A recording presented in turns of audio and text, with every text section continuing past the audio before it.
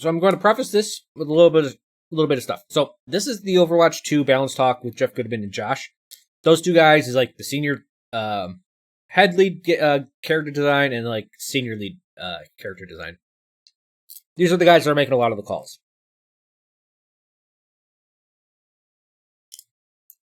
There is a lot of I told you so's if you've listened to me for a while. You're going to hear stuff that they say, you're like, man, Crow said that like 5 years ago. I did. So I'm sorry if it seems a little cocky, but a lot of these things I'm going to pause and be like, hey guys, remember when I said blah, blah, blah, blah, blah? So I apologize if it comes off super obnoxious, but when everyone says I don't know what the fuck I'm talking about, and I've been talking about it for 6 years now, and then the devs repeat what I say, I have to put it in people's face, so I apologize. But we will get some insight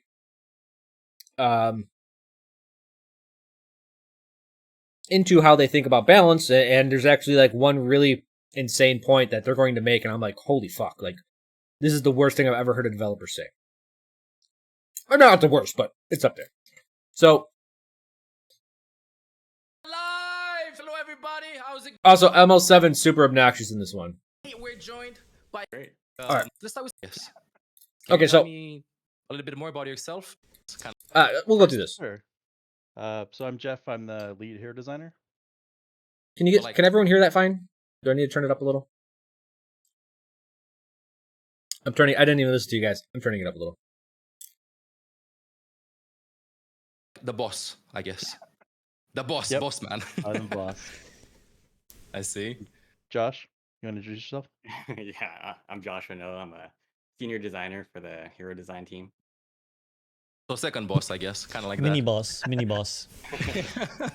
Wait, and who's the... You ready, Jeff? Okay. Yeah. What hero do you main? So, this is actually good insight right here. Yeah, this is like a pretty interesting. common question, actually. I get asked. Honestly, I feel like it's a little bit of a trap. I'm always a little worried about it. I probably shouldn't be, but the reality is, it's like when I'm playing, I'm usually playing like whatever I feel like maybe needs attention, or people are saying is either overpowered or underpowered or whatever. Just trying to like kind of get a gauge of That's not bad. if I agree with it or not, whatever. But when I'm not doing that, if I'm really just playing like, I just don't play, whatever I want to play this time. It's I play a lot of hit scan. I play like Widow, Soldier. We're getting there. I just want you to think, what does that mean in your head? Because to me, I'm like, oh, he's a really good hit scan player. Anyone who mains hit scan, they're probably going to be 4K. We're getting there. We're getting there. We're getting there. Come on, drop it. I Don't be play sprayed, Junkrat, Jeff. although I do love Junkrat. I know. Junkrat, we said this yesterday. No! He's a Junkrat player. He's about as far as away from hit scan as possible. I know it's kind of opposite of what I just said, but I just have so much fun with him. I don't know. He's kind of just chaos incarnate. It's Chaos Incarnate. Junkrat is Chaos Incarnate if you don't know what the fuck you're doing. If you know what you're doing, it's controlled chaos. You understand what's going on. It seems random. It's not. I don't know. I like to, I don't stand back and spam the corridor. I Immediately comes out and says, whoa, but I'm a Junkrat. I don't spam, guys. I go for like sort of the Mimi air shots and flying direct All hits Junkrat and players stuff. say that. Jeff, all Junkrat players say that, but then I randomly die from across the map and they go like, calculated, So, it's funny that he's like, I'm a Junkrat player, but I don't spam. Like, he takes offense to it. I always thought that was a little bit odd. Because here's the thing. We have the Junkrat paradox. Junkrat is the easiest hero in Overwatch. By far. And he's super effective because you just spam chokes. It's super easy to spam choke. You get so much value out of a guy with doing nothing. But... Skillful. Fair enough. Geoff Good, we'll see it later, but he's 2800 SR. So it's like, okay. So the super easy hero to play that you play like really well and it's very easy to play him. Can't climb with him. But he's balanced? That's strange. What about I think I Josh? called that ML. I called that, by the way. I want to put it on record. Yeah, you called that. I remember. Yeah, I think in terms of like hours played, my most played heroes are probably Zarya, Ana, Mei, Pharah, and Tracer. Wait, you said May. Okay, goodbye. That's a good hero pool. I respect that. That's a noble hero pool. There's Jeff over here with the Junkrat. Josh has got the noble hero pool. Imagine At if least you no one two- can. Go ahead. Go ahead. I was just gonna say, at least no one can say that I'm Junkrat's getting favorite balance treatment, because I don't think a lot of people have considered him to be super good, except for Donkey apparently. Yeah. Honestly. So, really good point. He says Junkrat's not in a good spot, except for that stupid donkey video. But other than that, like, can't be biased, right? He's like, I play the heroes that I make suck. Yeah, you got a point. It's true. I just don't want to play against you two. You know, Junkrat and May. No. I like Plat a little high, so I know. Plat. Sorry. Yeah, this is my question. What does Sag argue? If you didn't hear that, he said, what SR are you? What's your guess, Sag? Peak Sag. Peak SR. I like Plat a little high, so I know. Plat. Huge. Yeah. That is good. That is good. I apologize to all Plat people in my chat. He's fucking garbage. Absolute garbage. You designed this game. You're 2,800. What the fuck? Come on. I'm probably older. I'm probably older than him. Maybe not. He may be like 38, 39. I don't think he's in his 40s yet. Good. That is good. That is very good. It is. Yeah, it yeah. is. Up above the average gamer. The fuck I does would that feel mean? like I could if I really push, I could get through and really focus on a hero. But as I said, I don't really do that. But also, I'm sure that's what everybody thinks, so that's probably Yeah. not true. I don't know. Plat chat, goes like one of us, one of. Isn't that funny? So later in the video, he's going to say like, "Oh yeah, we encourage swapping, yada yada yada." Push, What he just I could said? get through and really focus on a hero. But as I said, I don't really do that. But also, I'm sure that's what everybody. But if he stopped putting time and focused on a hero, you mean one tricking? But you're going to say later in the video that you want people to swap all the time. Thinks Again, that's a very probably odd not thing. true. Plat It's a chat, really goes, most people have this contradiction in themselves all the time. Where they're like, one tricking's bad, one tricking's bad. You shouldn't play one hero. You shouldn't play one hero. And people are like, oh, but I want to play this one hero and get good at it. Well, that's one tricking. Whether you like it or not, if you play a hero into basically a composition that maybe you shouldn't, that essentially is one tricking, right? That's to me. It's not just playing, because most people try to use one tricking as an insult. They're like, you are a one trick. You're only good at one thing. And I'm like, yeah, I guess I'm only a doctor good at brain surgery. Fuck, I guess I'm a piece of shit. When that's how all of fucking our society really operates, is specialization. If you play a hero into when they're weak, I'll consider that a one trick tendency. That is when you're one tricking. When you're going against the advice that everything has it. Like in the game says, hey, don't play this hero, don't play this hero, don't play this hero, and you still play it. But yeah. Goes like one of us, one of us. I never Giga actually Chad. broke into the 4400, but Giga Chad. yeah. This part. So Josh is 4,300. He's never broken 4,400. So we have a pretty good, diverse skill set on the team, which is good. Perfectly encapsulate the sort of dichotomy. The duality. Let's find the questions. All right. I guess I just want to clarify today, while I'm studying into your soul, we will only talk about balance changes, okay? About This the is balance a good changes thing that to say. happened in the previous beta. With this being said, are you ready for the question? Personal views on this. Who's more annoying to play against? Doomfist tank or Doomfist DPS? Version. This is a stupid PR Yeah, decision. He's too powerful. Don't care about That's, this question. We'll see how this plays, but we're gonna try just removing the snare from a seismic slam entirely. I'm Yeah, we going to be have a- honest. Go ahead. Let's talk we about have this. a change actually planned for beta 2. That's we'll see how this plays, but we're gonna try just removing the snare from a seismic slam entirely. It's a pretty big shift because it's not just reducing the snare or something. It's So this is a quote unquote leak change. Doom is losing his ensnare, his slow with seismic slam. just Good. killing it. Completely removing it. But there's That's some bold. there's a bit of shenanigans you can do with it beyond just the normal snaring people. Like you could snare somebody and then ult them if it's like an Ana or Zen or something like that. Like they're kind of screwed because the snare just makes it can't even get out of the ring. So certainly solves those problems as well. And we'll make sure that he ends up being balanced correctly afterwards if necessary, or maybe maybe it ends up being a bad idea, but we'll see. But that's the plan anyway. So I As think a it's support realistic. player, I completely. Okay, was it my turn now? Can I ask my question? Your turn. Yes, kind of. My turn? Okay. So I'm serious, full serious mode, guys. Proper question. how do you balance between the roles? So how do you feel about the power of each role relative to each other? So do tanks need to be as strong as DPS, as strong as supports? Because you know how the community are. Every role thinks the other role is the strongest. So you got. This is a good question. But how do you define strength is the big question. What does it mean when a support is strong? How is it different from what a tank is strong? Because it's an FPS, we're inherently thinking damage and killing people is what strength is. Usually. That's usually what we think. You gotta answer how you feel about this.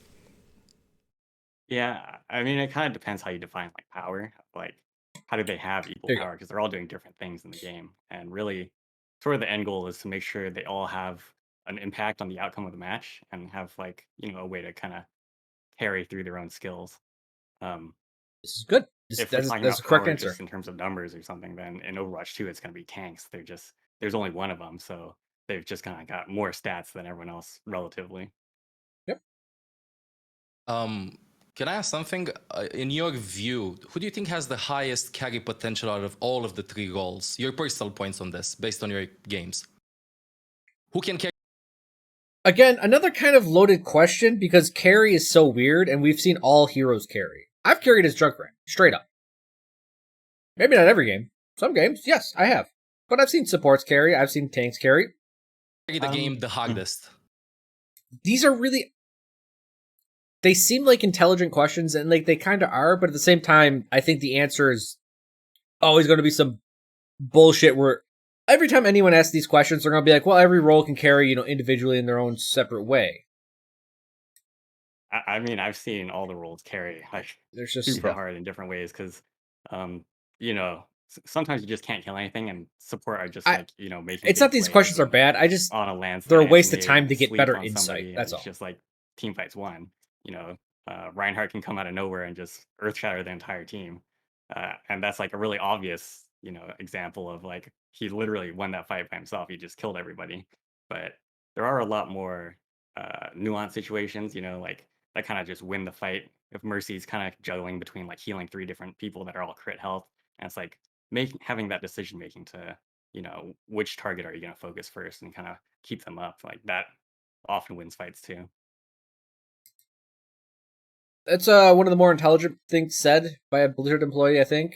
I will say this. I'll follow it up with a thing I think I was told this a long time ago, but I always remember I used it when I was in college, and my buddy he always drove manual cars. That's what he liked. He was a big car guy. He liked manual cars. And I remember driving with him in one of the cars for like months, and I was like, oh shit, you're switching gears.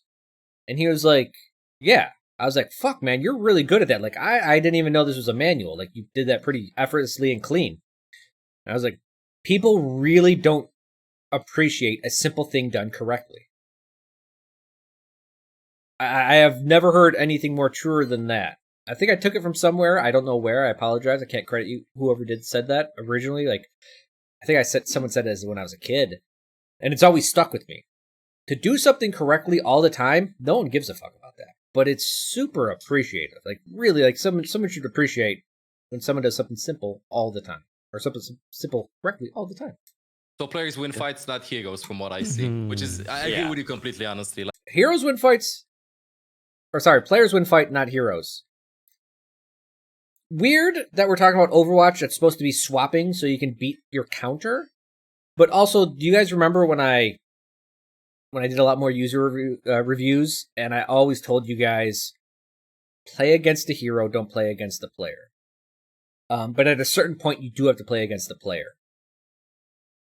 Like, for example, like Sounds Mercy similar, right? healing people that are critical HP, prioritizes the healing and so on. I feel like people don't It's the talk same about concept. that often. And I'm happy to see that you guys think about that as well, as in like who carried that team fight and that everybody actually contributes to the team fight, no matter if like DPSs get the cool kills. As in, what's a balanced Overwatch game? What should a balanced tank, DPS, and support do? I mean, it's kind of a tough question to answer, but I mean, broadly speaking, I would say our goal is just to make sure that every hero is viable. That doesn't mean that every hero is viable in every situation, in every map. This is where we disagree.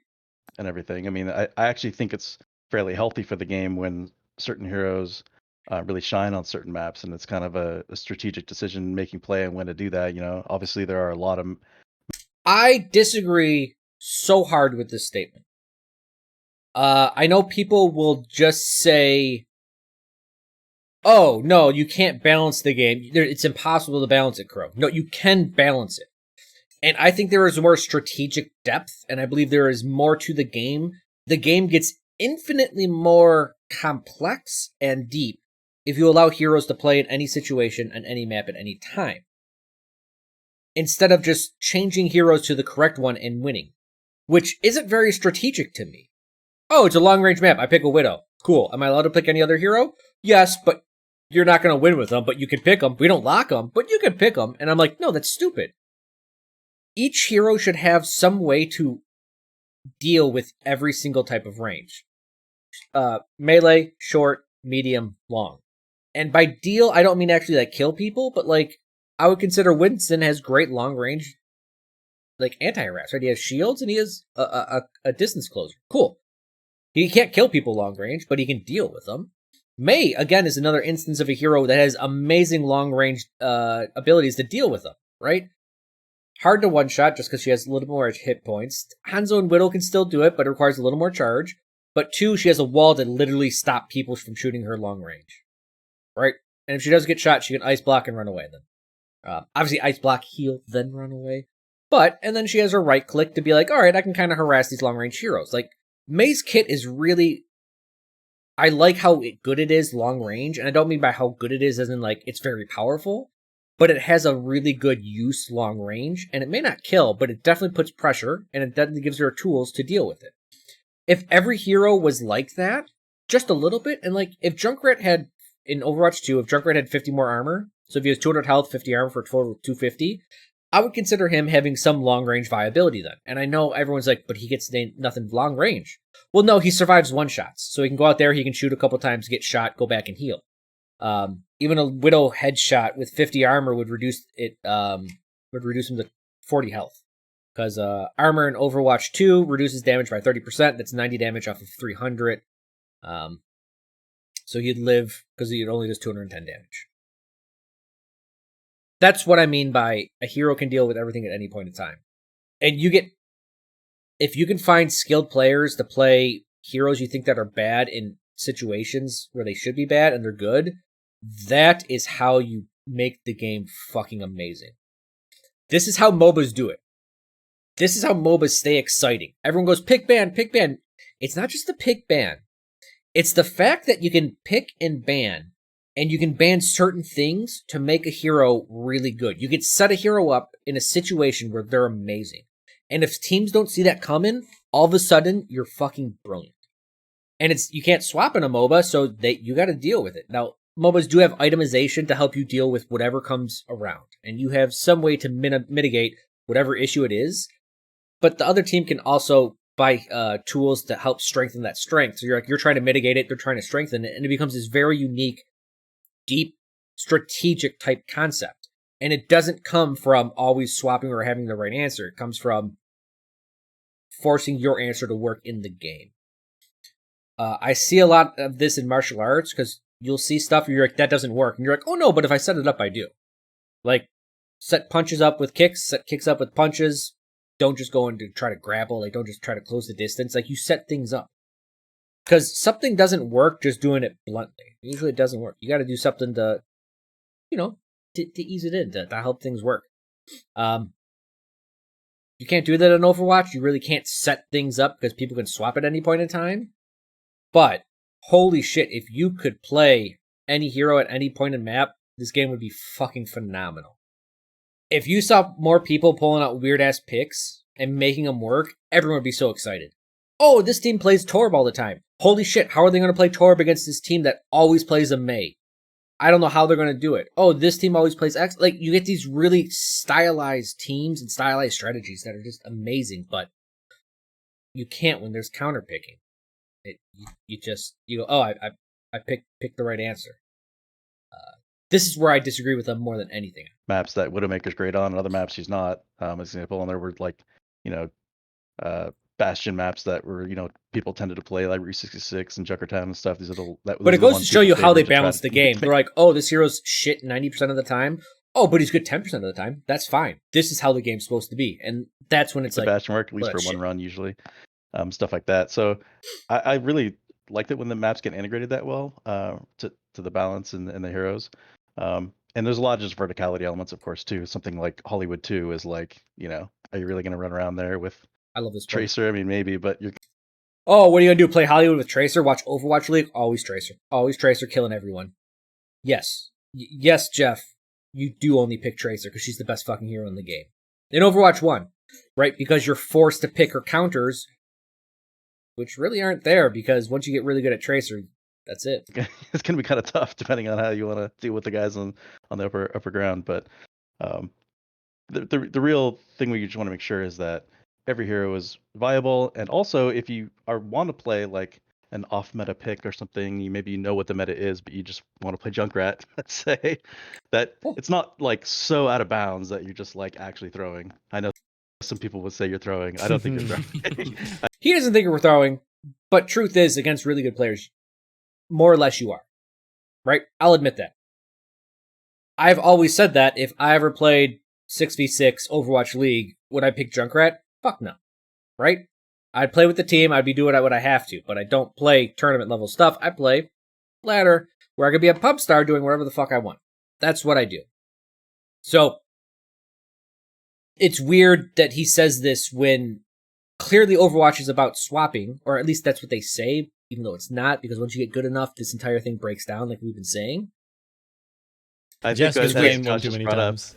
It's the Yeah. player, That's actually Honest- my biggest pet peeve. If I can just like rant for a second. Go, where it's, Josh, Go go. on. You Do know, just Overwatch League is a completely different game in terms of like their coordination and teamwork, and kind of what we've seen over the years on the ladder is that you can really make anything work.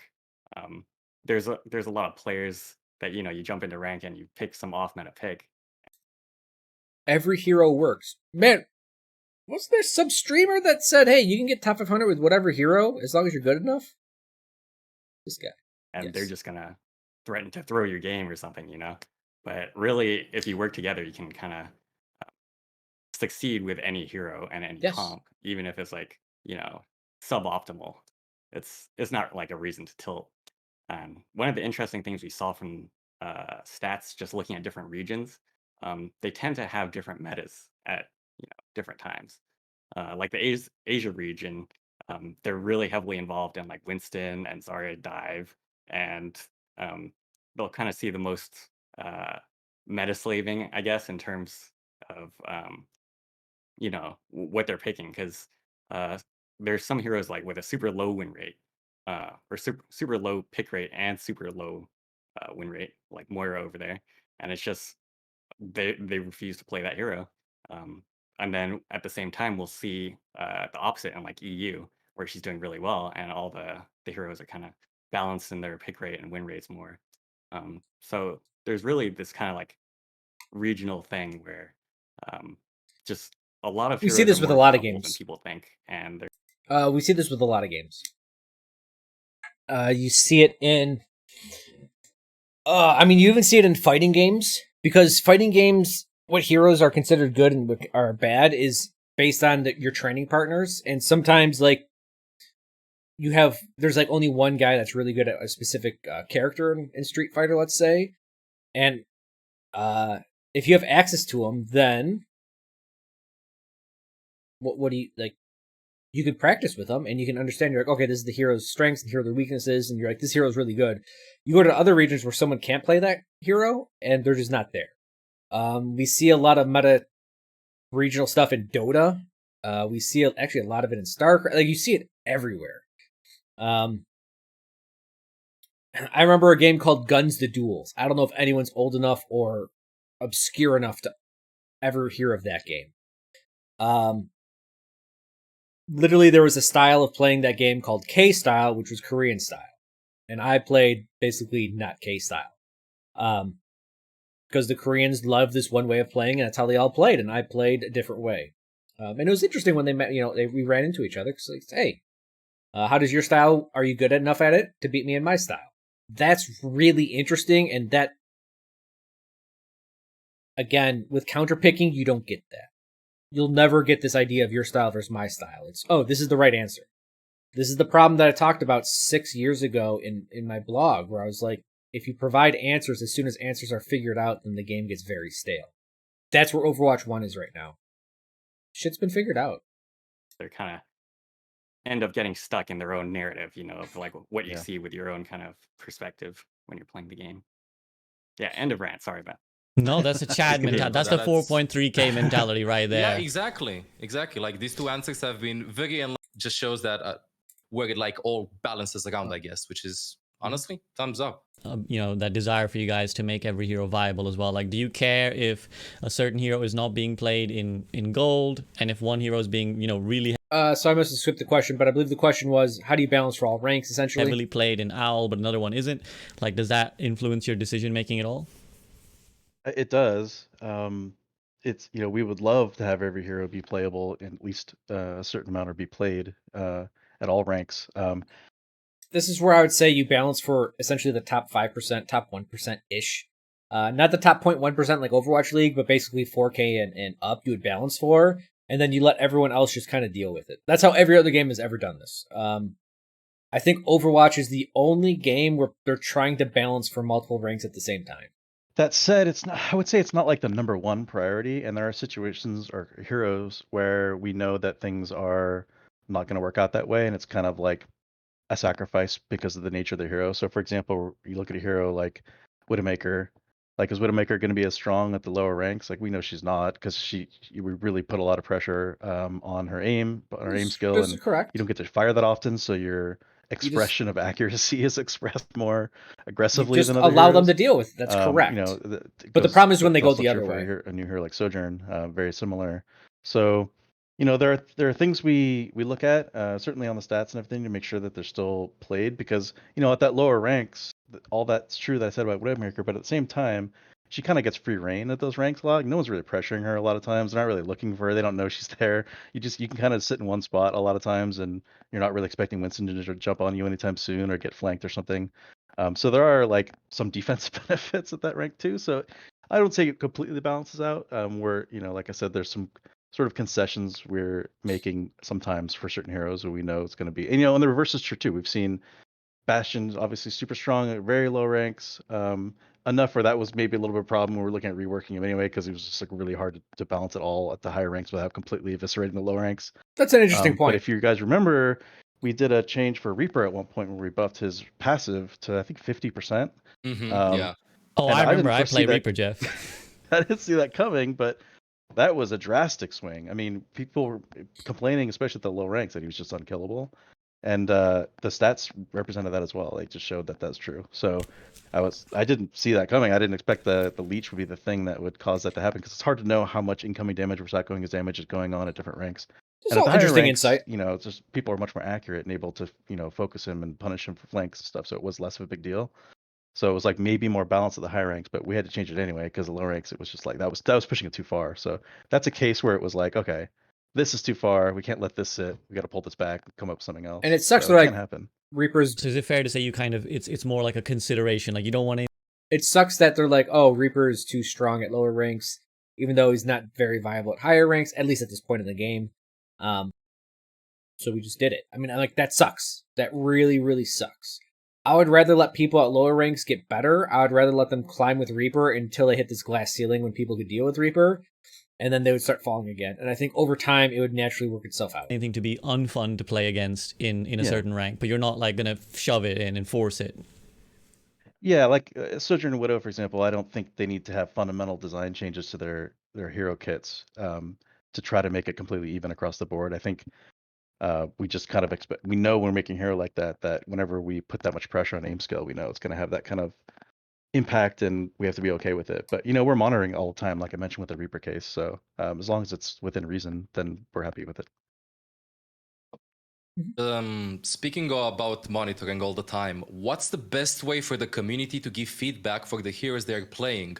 And what type of feedback is helpful for you as a designer? So we go through a lot of feedback like on a daily basis. This is interesting too.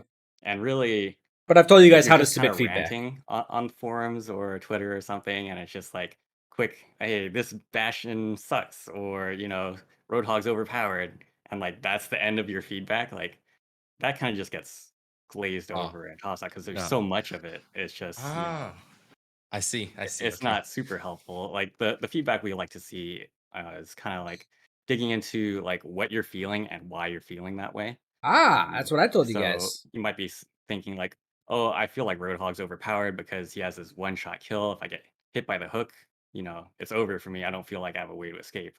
And that's a lot more useful for us to try to figure out a solution. The A more lot of interesting times part people is do coming up. suggest solutions to us, and that's like a fun kind of brainstorming exercise. But I think the problem we see with that is usually if it's on a forum or something, people start trying to pick it apart, and like the message gets lost a little bit. It's like, oh no, this solution doesn't work for whatever reason, and that's kind of like it ends up being the focus a little too much rather than what the problem is. So Yes. we should like find the problems, talk about them, talk about why they're the problems, come up with solutions and so on, but like not be forced, not like discuss about them that much. As we can all agree that the more people talk about finding like problems about a certain hero, like Hog's one-shot ability, for example, and Hog just being annoying, and ban Hog and remove Hog and stuff like that. Yeah, Mm. Hog one-trick ponies in ranked games. Yeah, You reading avoid. my post right now, Um, Mamel? You reading my Twitter post right now? Yeah, I'm reading a Twitter post right now. I have it right here. I also have a poster with it in the left. So yeah, okay, I got it. So we just like gotta talk about the problems a little bit more and why they are problems, and then you're gonna take them into consideration to This see is all what you can correct. come up with to fix them. Right, and that's not to say we need like a whole essay on it or anything. This is It's the just interesting like point. a couple well-reasoned Oh. paragraphs or sentences even is like a lot more effective than having like this huge memorandum or like document. Don't write too much. You may have been talking about me, but it's a good thing. It is a good point. Like, and I think this is where people are like, oh, do you think they're taking your ideas because they always say what you're saying? And I'm like, no, I just know how they think. I understand Blizzard's thought process and the way they design. But if you write 5 pages, they're not going to fucking read that. They just want to say, hey, what's the problem? How does it make you feel? All right, we'll look into it. That's it. Understand. Or- Okay. Yeah. Which is funny because now, like, all the novels the way on I the think of it Overwatch is forums like are just in my gone. mind. I mean, I wouldn't say I don't want to make it sound like we're like completely ignoring that feedback, but the way I kind of think of it is like, okay, in my mind it goes into like the voter ballot box of like, okay, somebody didn't like this, but I can't do much with that unless it's like, there's like so many of them that it's overwhelming and the box is overflowing with these little notes that I put in there effectively. Then it's like, okay, maybe I'll look in and try to figure it out. I guess what people are mad about, but it's a lot less impactful, I would say, to say the least, than having some more well-reasoned posts and stuff like that. So So the hashtags don't Insightful. work. It's good. The hashtags don't work. Delete Roadhog, delete Brig. They don't work. we haven't deleted anything yet. True. They're never going to delete anything. Okay, I like That's that. an Express asset. your problem, not necessarily your, unfiltered emotion. They're never going to waste That's that how I much summarize it, animation and Express the assets problem, ever. like a therapist. I mean, Okay. we Go ahead, don't Jeff. hate the emotion either. It's not like we're like trying to say don't have any emotion in your post and be like.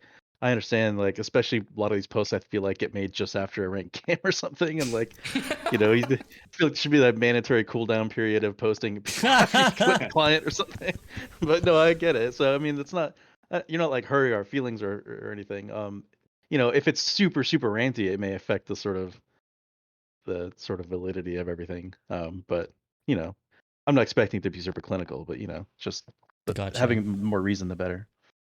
Yeah. Gotcha. Usually the biggest problem I see is, people turn the hyperbole up to 11, and it's just like Yeah, it's so hard to, get a read on like the actual that's a game big state if problem. everything is like the biggest problem in the game. Yep. Another good point. Yeah, I get 5 biggest problems every day in my chat. Like, this is the one thing that is destroying Overwatch right now. It's this character. Yep. And I'm sure you've seen a lot of community discussion around, they allowed Genji, or they allowed Mercy Super Jump, but they didn't allow Genji Ledge Dash. So what's your stance? Like, where is it that a bug is okay, and when is it a bug that's not okay? Yeah. This one's pretty tricky. So this actually is not tricky.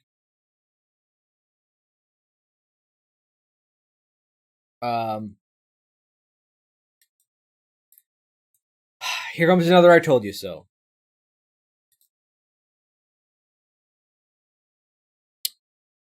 wrote a tweet about this. This is what I've always been saying. It's not as easy as they remove Genji tech, remove Mercy tech. You have to look at the heroes originally scoped for. If it's outside that, then you have to pull it in. Big difference between giving a close range hero twice the expected mobility versus a 2-second ability now going up. It's actually quite easy to say, like, where do we draw the line on all this stuff? Basically, we designed Genji to do X. Oh shit, he's now doing X plus Y, or he's doing like 2X, right? That is something they have to nerf. Or fix in this case. But Mercy getting like super jump, why is that allowed? What the fuck does it do? Right? A highly mobile hero is now highly mobile. It's on a 2-second cooldown. Well, her mobility's on a 2-second cooldown. Nothing much has changed. So instead of going horizontally really fast, that she always does, she now can go horizontally and up really fast. I think that's within the skills, like within the scope of what the hero is. See, we don't have like a hard rule or anything for every case. I mean, I just made a hard take rule. It case by case. You do take it but case the by case, but broad like strategy the rule I is said was pretty. First thing we do is look at the bugs, obviously see what's going on and see how buggy the stuff is, and see what the results are and how consistent they are and how easy they are to pull off, and just sort of do full investigation on what's actually going on. And then we have to decide if we want to integrate this into the hero or just fix the bugs. They can't do it anymore. And that's where it starts to get tricky. And realistically, we're trying to just put everything in that we can. I think it's something that players like generally, and also what this breaks down to is actually a very interesting point, where it comes down to, and I hate to like preemptive this, but they're going to say, if you have to learn this ability, this hidden technology, to play the hero properly, how do we balance the hero if it's not accessible? It's a very good point. If Mercy's required to super jump, then do you balance for super jump being in the game? Because if you don't, then Mercy gets really, let's say she gets really unbalanced if you make other changes with her to make her balanced, because you can't consider super jump part of her kit. Well, now people that super jump, now they're doing amazing things, while a person without that is just going to be balanced because that's what the hero's designed for. Often they're really kind of cool pieces of tech that we sort of enjoy seeing, and in some cases it's just like, well, it's a very good point from a design standpoint. It's hard because these are bugs, right? So it's like we can't just be like, let's just not touch this for all. I'll get into the Mercy case in a second of why we didn't for a while for that one, but generally we don't like to just not touch them because what if sometimes it puts you through the floor or something like that, right? Like these are unintended things, so they're a little bit scary to just leave in the game and just hope it works out and there's no other weird interactions or anything, especially in a complicated game like Overwatch. So we tend to want to try to fix them, and then in many cases implement them sort of in a more real way that's safer, and we know that's not going to break the game in some horrible way. Like, this makes sense. 100%. So This is I what think you the do. two sort of extremes we're talking about here maybe is the Genji case and the Mercy case, and so I can talk about those specifically because, like I said, everything's kind of case by case. The Genji ledge dash, the first thing we noticed is it was sort of extreme how far you could go. Like you could launch like literally halfway across the map, which was like, okay, well, no matter what, that can't be allowed to stay. Like we either need to reduce the effect of the bug somehow, although it's a bug, so that's not easy to do because we'd have to implement something first to be able to like nerf it. That is a very funny way of thinking about it. So then came up the question of Genji is like, should we implement this as like tech for him? And at least at the time, it was really like, do we really want Genji to have this much more mobility right now? Is this like what he needs and what he should have? And Yep. We sort of came away with that. No, he shouldn't have this. Like, I think it's a cool piece of tech. It's interesting, but overall, the character, the end result's going to be we're going to have to nerf him somehow, right? If he ends up just being crazy, immediately what's going to happen is people are like, oh, Genji's super overpowered, needs to be nerfed. So then what do? Do we like nerf his damage or something, or his ult charge rate or something? And now the people that don't know the tech are just playing with a nerf character, right? Because they don't know this hidden tech. And like, is that fair? So, that's kind of, we have to think ahead. And that's where we're going to get to. So it's sort of like worth the sacrifice. I felt at the time.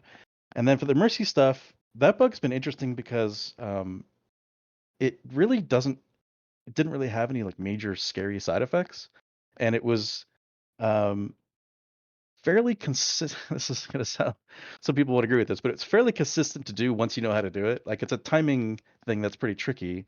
But at least it didn't feel like sometimes when I do this, I like fly backwards to my spawn room or something weird. Because again, these are bugs. I don't know what's gonna happen.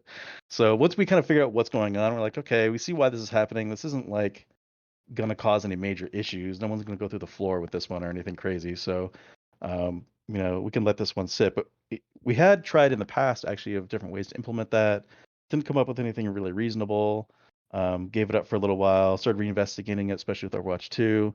And then with this latest Overwatch 2 beta push, we really were just at the point where like, let's just try things. That's kind of why at the end of the beta, it's like if it felt like it was just kind of tossed into the beta, it was like that. That's the kind of iteration. Honestly, the community doesn't see that often. We spent a lot of time iterating on heroes, on just a design team, and we'll have ideas thrown up and discarded in a single day often. So coming up on that deadline of the beta, we're like, we know people just want to see more stuff, and we can kind of show our work a little bit here. And this probably isn't the solution, but it's kind of like the last week of beta. Let's just throw it I in like and that see they're what just people throwing think, shit and in. I actually it'll be kind really of do silly and kind appreciate of fun. that. But I don't think I expected that to like be the solution necessarily. But it was interesting to get feedback on it and see what people think. Obviously, it's a little overpowered and everything, but Can I that's quickly kind of ask where a we're at. follow up on that? Is Yeah. that all right? I was just gonna say, was that generally your approach to the beta as well, where you were kind of like, we want to push the limits, like limit testing? I think we feel more open to putting things earlier on the beta than we usually are for live, especially being a beta and a limited window, and just trying to have the community kind of be a little more involved with feedback and everything we're doing. Yeah. So yeah, and especially as it went on, that I feel like that was more our philosophy. And I think for this Mercy case, we have a new design we're gonna play with. I guess I can mention it here. We have a beta 2 thought. I Yes. don't know if this is the one either. So there's all kinds of control scheme issues with this, Yeah. but Okay. I feel like this one doesn't sound maybe as good on paper, so I'm a little worried to say it, but just try it and then get back to me.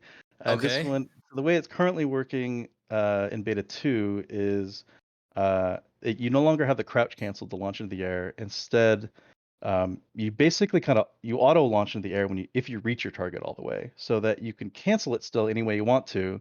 Uh-huh. But if you don't do anything, you just hit the button and let it go, you'll launch into the air. So it sounds a little scary at first, but a lot of what we're struggling with her is the control issues, because This is a funny crouch is already weird. It's hilarious. This reminds me of like old Nintendo design when the games were limited based on technology or like some random ass piece of information. Right? Like old Nintendo games, you only had 2 buttons. You really couldn't do anything too crazy. If you want to do something crazy, you needed to press up and jump or down and jump, and you had to do these combos. Right? The way to interface with the game just wasn't available. And that's what they're going to talk about with Mercy. And I do think it's really fucking hilarious. Or it's like, well, Mobas got, 4 abilities. Could we expand Overwatch to have more abilities or what? But Like we chose they're running crouch, out of and I think buttons, some people are essentially. like, why is this on crouch? But it's like, well, we're already using space to cancel for the normal kind of fast cancel glide. So space would be the obvious button otherwise. And we were trying all kinds of other things, and this kind of felt like, well, at least with this one, you still have space cancel and your normal GA kind of shift cancel, but um, in this case, it's kind of buttonless to have it happen at the end automatically.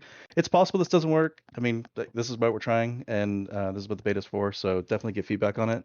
It's possible when you're in the middle of chaos and you forget to cancel in some way, and you launch in the air and didn't mean to, and you get sniped or something, you're gonna hate it. So we'll go back to the drawing board on it. But this is kind of just something we'd like to try and see how that feels.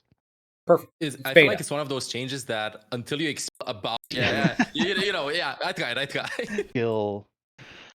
Yeah, so this is like a really broad, so actually design question that kind of gets to the heart at is like how much sort of skill from a hero should come from like mechanical inputs, and how tricky should it be to do any particular move versus how should it be more like when you use it and how you use it in game and everything. So If you remember the way I teach people with apply, right? I consider abilities to be at logistics because it's more of a timing and when you use it type deal, right? This is what I've always told you guys. The fucking devs just said the exact same way of how I split mechanical skill and actionable skill, or like non-mechanical skill, but basically decision and timing. Which is really funny because it's like, oh sweet, that's how I divide stuff up to teach people. Mechanical inputs and how tricky should Well, it be again, I to told do you any so. particular move versus how should it be more like when you use it and how you use it in game and everything. So, And this is when I talk about like Ana, and I'm like, oh yeah, Ana doesn't require that much mechanical skill. Everyone's like, oh no, when I say abilities don't require mechanical skill, they'll be like, oh, what about Ana? Sleep Dart, gotcha. And it's like, no, it's a very forgiving ability. It's very strong, and it is more about when you use it.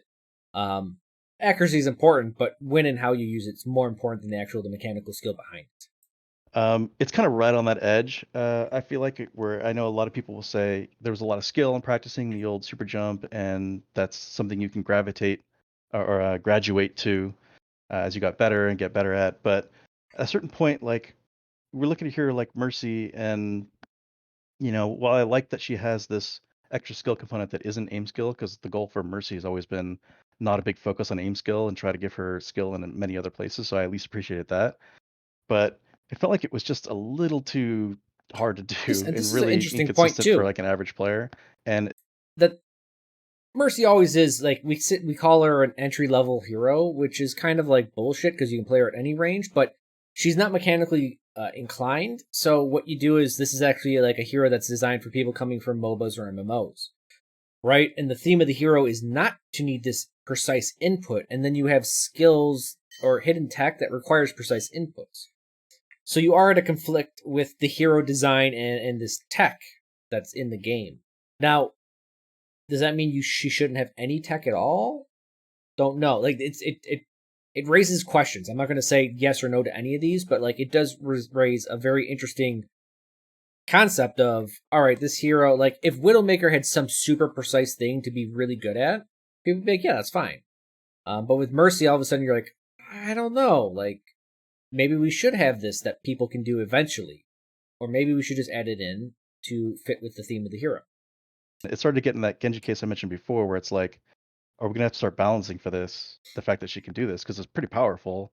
And then if we start, let's say we nerf for healing or something to compensate for this, is if you're not doing this trick now, you're sort of like screwed, right? She's like not, you're losing a lot of That's what power I was basically out of the hero. So it kind of can become a bit of a balance nightmare. So in this case, we're just trying to find a way to implement it for real. In fact, if you notice, the original one I put in at the end of beta was like I was trying to keep the tech in there also. So like, because again, it's fairly like benign Yeah, tech as far as like how scary it was.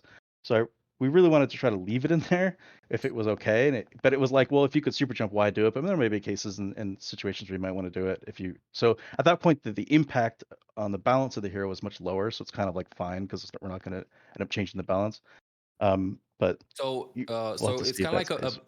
it's kind of like a balance between how accessible it is for like the player that just wants to start playing Mercy, how easy it is to do it, and how strong it is, I guess, right? Yeah, No. yeah, exactly. I would disagree with that so much. It has nothing to do with a person just playing Mercy or anything like that. I mean, it does, but at the same time, it doesn't. Again, it's more about the ceiling than the floor. Yep. So you want Yeah, like it's more people to also- be able to do it consistently. I see. Yeah, it's much more discoverable for new players as well Mm. if there's like a button for it or it happens automatically. Like Yeah. before you would only kind of It's fine making see things it happen, accessible, find out about it by witnessing. but I another wouldn't put it person the way do it ML7 put it. in the game, and you're just like, I can't do that. Well, what are they doing? Yeah, and I think another thing Can I, people underestimate is like, players who maybe physically have difficulties while executing those things, right? So that's accessibility in that We're respect. talking as about well. me. No, Mm-hmm. I wanted to ask you something. I know that we passed the question, but about the Genji Lich Dash. So you said that it's not okay for Genji to like go all. this is. I don't know ML7. He hosted me. Seems like a really nice guy. Very energetic. But this is what I talk about. Like, what he's about to say has no idea about game design. Like, he's just saying words. Across the map, and it's a bug and so on. And I completely agree with you. He has a lot of mobility. But what if, hypothetically speaking, if let's say somebody finds a way for Genji to do the ledge dash jump and it only propels him, I don't know, 10 meters in front or like a very short distance, would you be inclined to keep that in game? So again, the way I put it, like, like MO7, does it fucking put Genji out of scope? Does the hero now have more mobility than it needs to, and we have to nerf him in some other ways because now this thing exists? I mean, that's something we could have done. That's what I was saying. We could have like tried to nerf the bug, which is weird as that sounds, but try to like, leave it in, or try to implement a solution to it rather than it being a bug, and then kind of have a nerfed version. I don't know. People would have been really stoked to see like a nerfed version, though, anyway, because they are kind of excited by the long range. But really, that came down to what I was mentioning, which is like that's kind of what it came down to. Is like even if we nerf this, do we want him to have this like extra range? Even if it's just a little bit, because there's like something with Cassidy guy now, in which if you jump and shift, it just boops him a little bit. That's what I meant. Yeah. Well, 10 meters is pretty far, so you're Yeah. suggesting at 10 meters. I was 10 thinking, meters is like, 2 seconds of that's moving. pretty No, crazy. no. If it's just a couple meters, yeah, I mean, yeah. Like, if the Genji dash bug gave him a meter or two, they probably wouldn't have even touched it. They would have left it in the game. Like, if it didn't actually change the scope of the hero, it would be just fine. I would be okay with it. Maybe. Yeah. Okay, maybe. But I don't know so if it's worth everybody like start finding bugs. implementing that. Wait, I got a follow up. What you didn't hear Geoff Goodman say, he's like, I don't know if it'd be worth debugging that, which is a really another resource that we don't talk about. So to fix a bug, you got to take someone, and they got to find that shit, and they got to find out what's broken, and that takes time and energy. And then they have to implement a fix, which is more time and energy. So, like, if Genji can dash a little bit, like, 1 or 2 meters farther, do you want to take one of the guys in your team, like a good programmer, just be like, hey, you gotta track this shit down and fix it? It could take him a week, right? That's a couple weeks where he could be doing something else. So it's really weird that we always talk about game design and we don't talk about turnaround time. We don't talk about the impacts on other places in the game that it has to. It's something that we never consider is like the human element of this. Because if you're designing a game and you're just like, if you have a team of 2 or 3 people, and one person has to find this stupid bug, you've cut down your workforce by a third, right? And I know Blizzard's a small indie company. I know the meme, but you do have to take a talented individual and stick them on that for a week just to deal with it. And fuck, maybe you can't solve it. Maybe you need someone better. It happens. Not everyone's perfect. Now you got 2 people that have to look at it. It's just another interesting thing to think about with game design. I gotta follow up on that. Okay. And this is for the former Rhine main in me and from a boy Flats listening somewhere. Why the B-Hop Shatter, man? Why'd you take it from us? Why'd you take this one little piece of joy we had? God, I don't even remember making that explicit change. Do you remember, Josh? We made that. Like, This is my favorite. So I barely saw the Rhine Shatter bunny hop, because it got patched, I think, relatively quick. explicitly? That might have just been a side effect.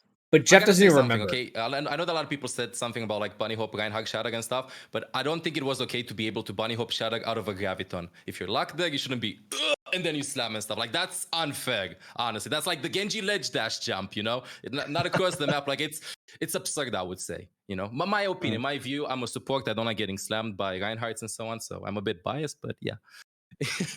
So again, before even Jeff answers the question, what's the fucking formula I gave you guys, right? Like, there is a formula for this. Does the bunny hop with Rhine Shatter change the scope of what Shatter should be able to do? Should it stay in? Should it not? I would say, look, it's supposed to have a wind-up time. He's supposed to stand still when he's doing it. It does change it a bit. Is it massively? Maybe a little bit. When they're bunny hopping through other Reinhardt shields, they really can't do much about it. So then it's like, all right, so now we have this hidden tech where Reinhardts can beat other Reinhardts really easily. Do we now balance for that? Do we now go, all right, Reinhardt does 15 less damage? And people are like, no, you just leave it in and let Reinhardt be overpowered in this way for people that, know it. But for people that don't know it, the hero's still balanced. So, again, it would be I'll have to look case at by that one. I case. don't remember. But Yeah, I didn't fix that flag. My poor boy. All right, so we've been talking a bit about like this, uniqueness of Mercy, and I feel like, correct me if I'm wrong, uniqueness was kind of one of the things you prioritized early on in hero making, right? It was like, we want heroes to be unique. But now we're getting to the stage where, we got a lot of heroes, and when new heroes come out or when heroes are reworked, sometimes they start to overlap with each other, right? So a lot of people have remarked that maybe Doomfist tank, he feels a lot like a Winston in many ways, but slightly different. So is that something that's important to you guys? Like, do you still want heroes? They're going to talk about this, but I just love the way it's worded. We're talking like, hey, heroes are supposed to feel unique, but this just feels like a Winston, but different. Yeah, you could say that about any hero. Sorry, it kind of feels like Winston, but different. It doesn't have a leap, can't dive in, but still a tank, still does tank stuff. Same thing, but different. And I think people get a little bit too crazy about overlap and uniqueness. I really think if we look at MOBAs, it's a really, and I hate always bringing up MOBAs, but if we look at MOBAs, they do uniqueness really fucking well. Because 2 or 3 abilities may work the same as some other heroes, but then a 4th ability kind of completely changes how the hero is played. And it's enough difference that you're like, oh yeah, I need this hero to deal with hero X and Y, but also C and B. And then, but this other hero that has like basically one ability different, it would be C and B instead of X and Y. It'd be like, Q and S.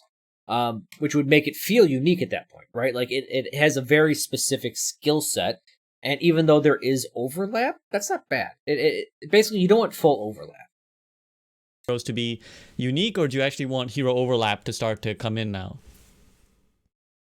I mean, I would say the goal is to have unique heroes. That's what we want. But we have a lot of other goals too. One of which is making sure the heroes are very understandable and simple but deep. I mean, that sounds.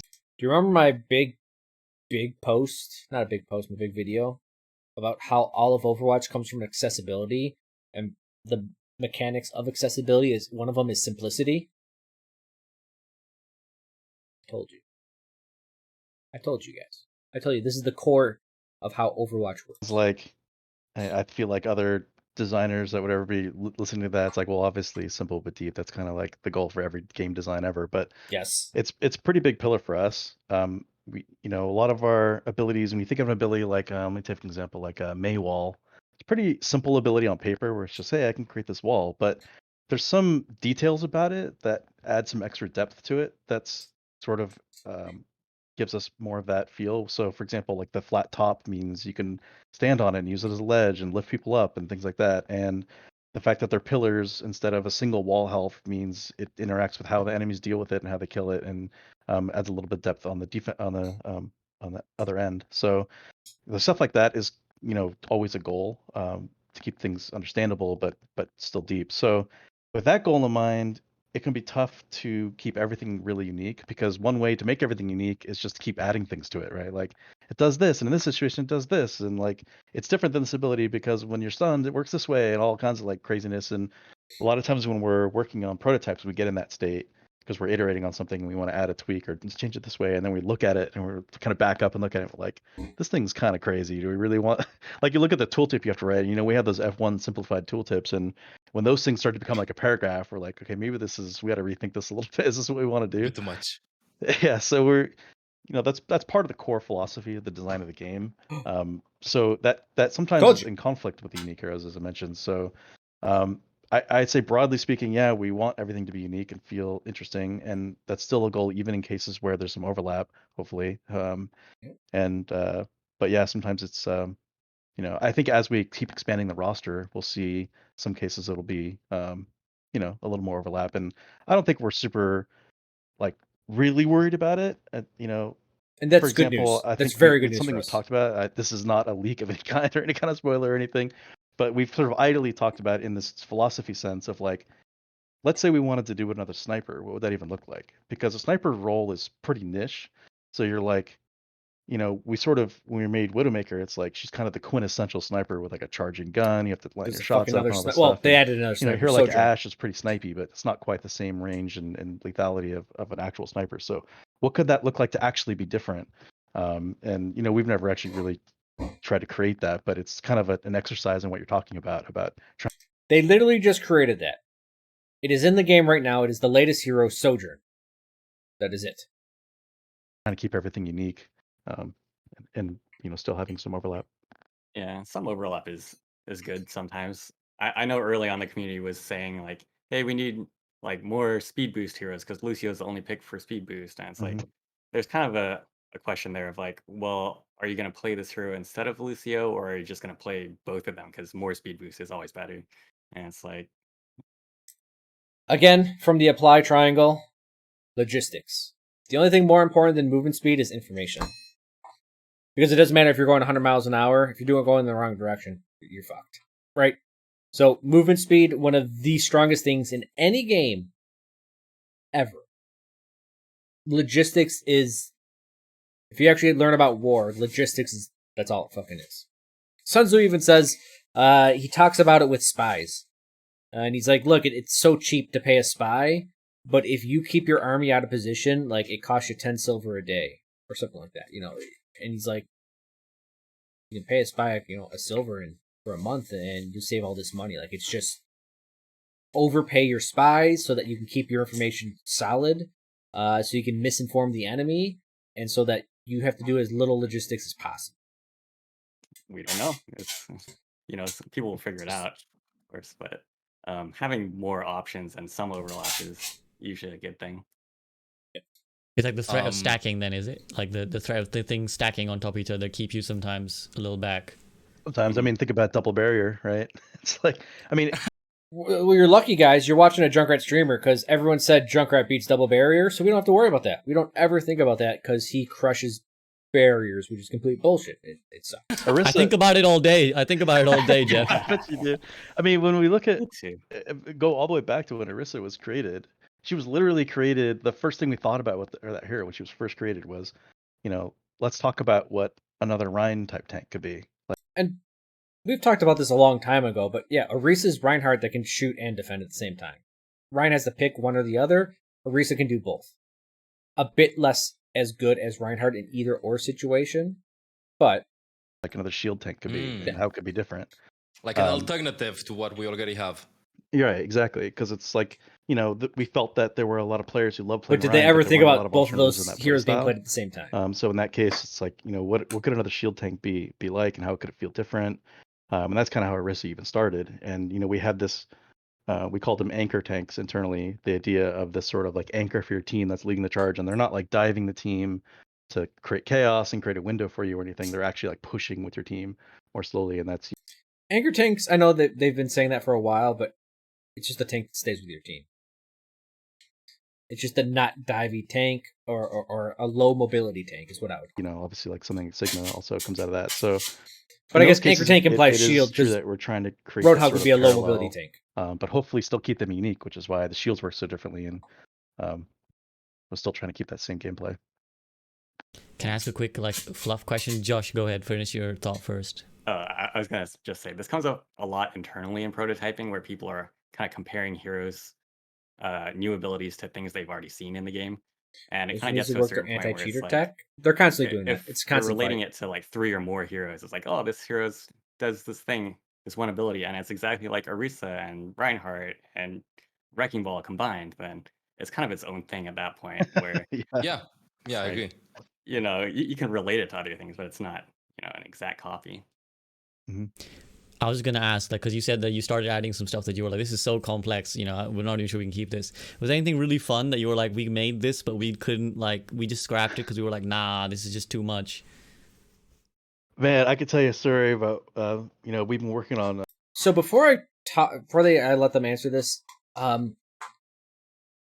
it has to be noted that this whole, it's too complex, it can't be put in the game type design is also completely bullshit. It's fine that simplicity is the core design, but to say that complex design can't work, it can.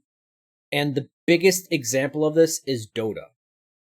And I specifically mean Dota and not League, because whoever the douchebag is that's running Blizzard, Bobby Kotick, he literally said, we're not going to try to follow up on Dota as a Warcraft 3 mod into a game because it's too complex and it'll never work. Which then spawned the biggest genre of gaming at this point ever. Nothing as big as prize pools as MOBAs. Nothing as big as player base as MOBAs or anything like that. Complexity works.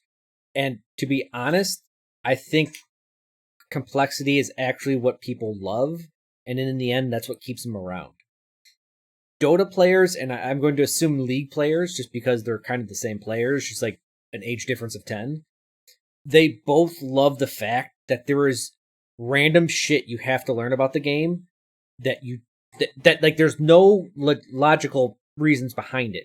They're like, oh yeah, that's how X ability interacts with Y. You didn't fucking know about that? You dumbass. What a noob. Piece of shit. Get out of my game. Right? That's like your MOBA mentality. And it's like, yeah, I didn't know about this one weird interaction and how it had this other weird interaction with one other ability when there's thousands of abilities in the game. Sorry I don't memorize that like a fucking textbook for a quiz. But holy shit, when I played Dota, I love that shit. I was like, oh yeah, I know how all this stuff interacts. I'm like, yeah, Demonic Purge, you're not going to get hit by the damage, but it's still going to slow you down, right? Shadow Demon's ultimate. And then I remember my one friend, he had Black King Bar, and he didn't play Dota much, and he's like, what the hell? I was magic immune. I'm like, oh, you are. You're magic immune. The damage is magic, but it's an ultimate, so the effect is not magical. It's kind of like a physical, magical thing. And he's like, that's the stupidest fucking thing I've ever heard of. And I was like, no, that's what makes this game beautiful. I was like, this is great. This is what everyone plays the game for. And, you know, Valve has done things to simplify the game a little bit, but there's still a shit ton of complexity in it. And people eat that up. People love it. And I get that Overwatch, guys, look at the slogan. The world needs more heroes, right? They need more players in the FPS genre is what they're saying. And notice when they say they need more heroes, they don't say soldiers and heroes and really good, you know, military people. They say scientists. They say, well, it's like engineers, scientists, and oddities. So they're saying, hey, we need FPS players, but we don't want FPS players. We want people from MOBAs, and we want MMO people, and we want ARPG people. We want all these other people to get into first-person shooters, and we have a game that does it because we leverage abilities instead of just mechanical skill. Now, they did a little bit too much in Overwatch 1. They're correcting it in Overwatch 2. Again, this is my blog post from 6 years ago. Wonderful. But the reason why they really want to get simplicity in there is because if accessibility, getting people from non-FPS genres into your game is your focus point, then the game has to be simple. If it's complex, those people will not play the game. And yes, the FPS genre is difficult to get into. One of the hardest ones to get into. Case in point, me.